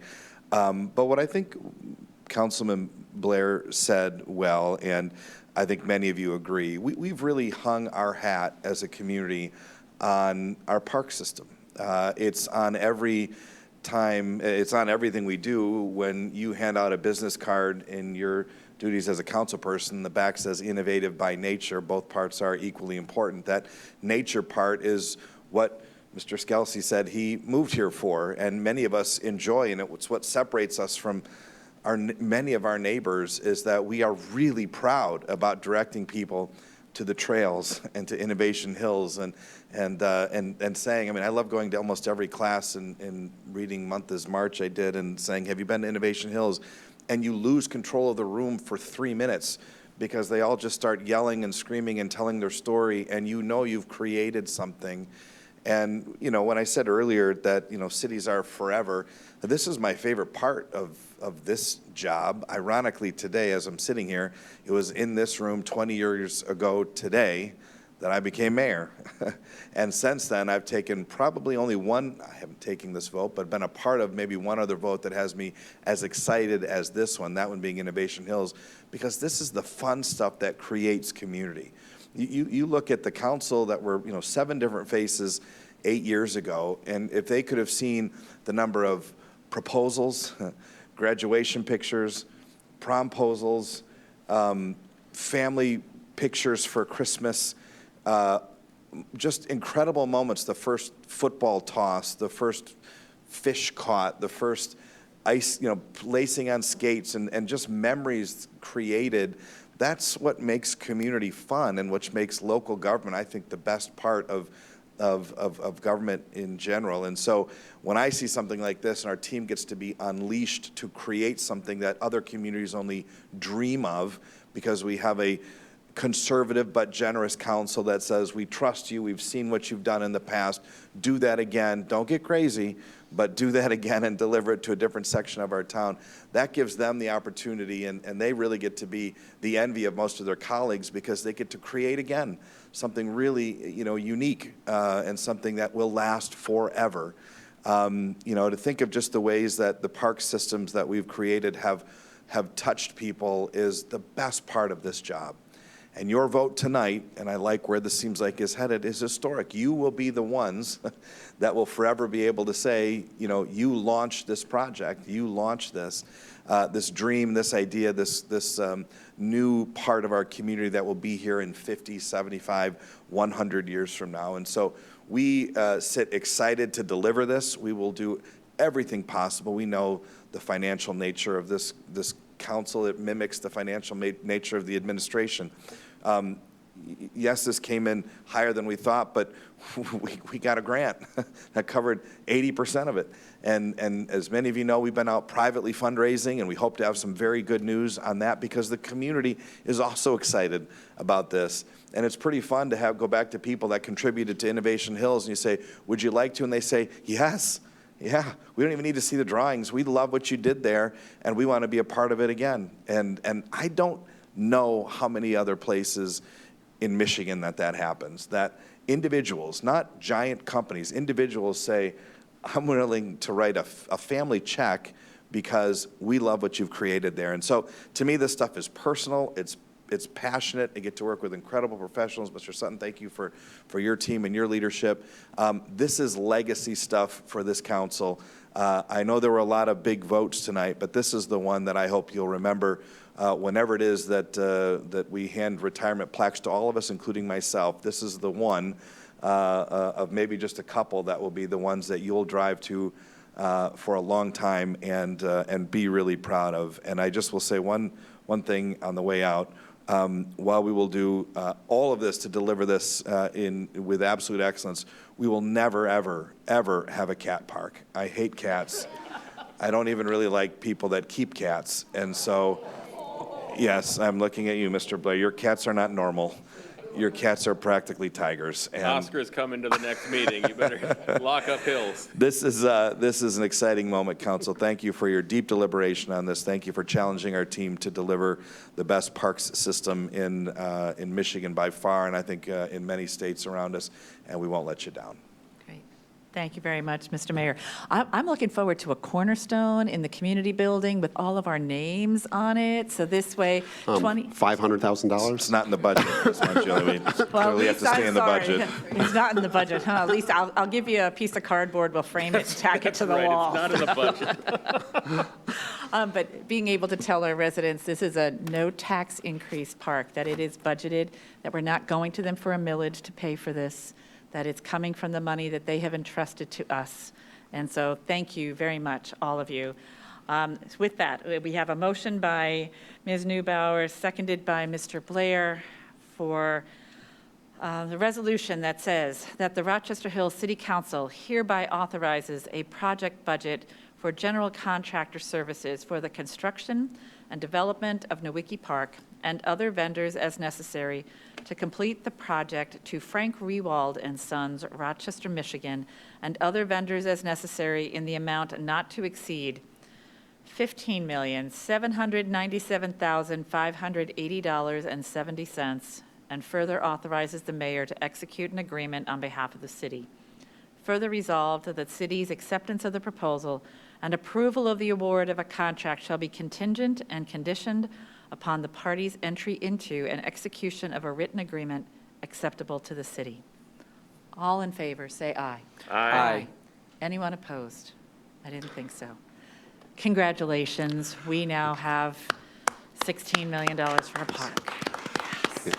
We appreciate the trust and the support that council has put into the system over time as well. And yeah, it's hard to say in words, but I know we have 2 more items too. Yes, it is, but hopefully we've asked all those questions during that portion, that hour and 20 minutes, because I do keep track on how long these things take. So we are now on to agenda topic 2026-0144, request for purchase authorization parks. Blanket purchase order contract for construction engineering services for the construction and development of Nowicki Park in the amount not to exceed $1,140,180 to Nowak and Frost Engineers, Pontiac, Michigan. I have a motion by Mrs. Neubauer. Do I have a second by Mr. Blair? I see no discussion on this topic. All in favor, say aye. Aye. Anyone opposed? That motion passes. Again, congratulations. Thank you. Thank you. We're looking forward to hearing from you at future meetings or as part of the monthly report from Mr. Elbert, which takes us to our agenda topic 2025-0054, request for purchase authorization parks, increase to the contract blanket purchase order to provide architectural and engineering services for the Nowicki Park development in the amount of $19,140 for a new not-to-exceed amount of $275,645,000, A3C Collaborative Architecture, Ann Arbor, Michigan. Mr. Elbert. Yes, so this is the quiet compatriot here, and Mr. Ed Alonzo, who actually designed the buildings and the structures, and so in working with our building department, who's still graciously still here in the back just in case, determined that we needed more inspection services from them just to make sure that we're on track for the costs and the right things in the building. So that's what this is for. And we're not going to see, because Mrs. Cummins is listening, we're not going to see any other requests for increases to an amount, new not to exceed amount, right? That's my question. Other than that, I'm going to say I've got a motion by Mrs. Neubauer. I've got a second by Mr. Limburg. I see no discussion from council. All in favor, say aye. Aye. Anyone opposed? And that motion passes unanimously. Thank you. Your support is really what makes this community and brings those people into the park system.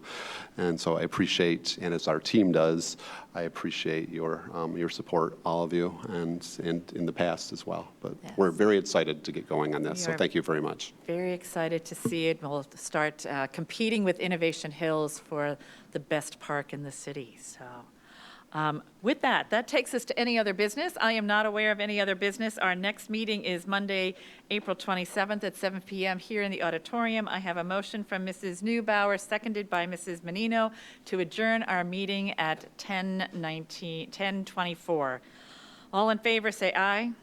Aye. Anyone opposed? Thank you very much, everyone. Thank you to the community, and we will see you here in 2 weeks.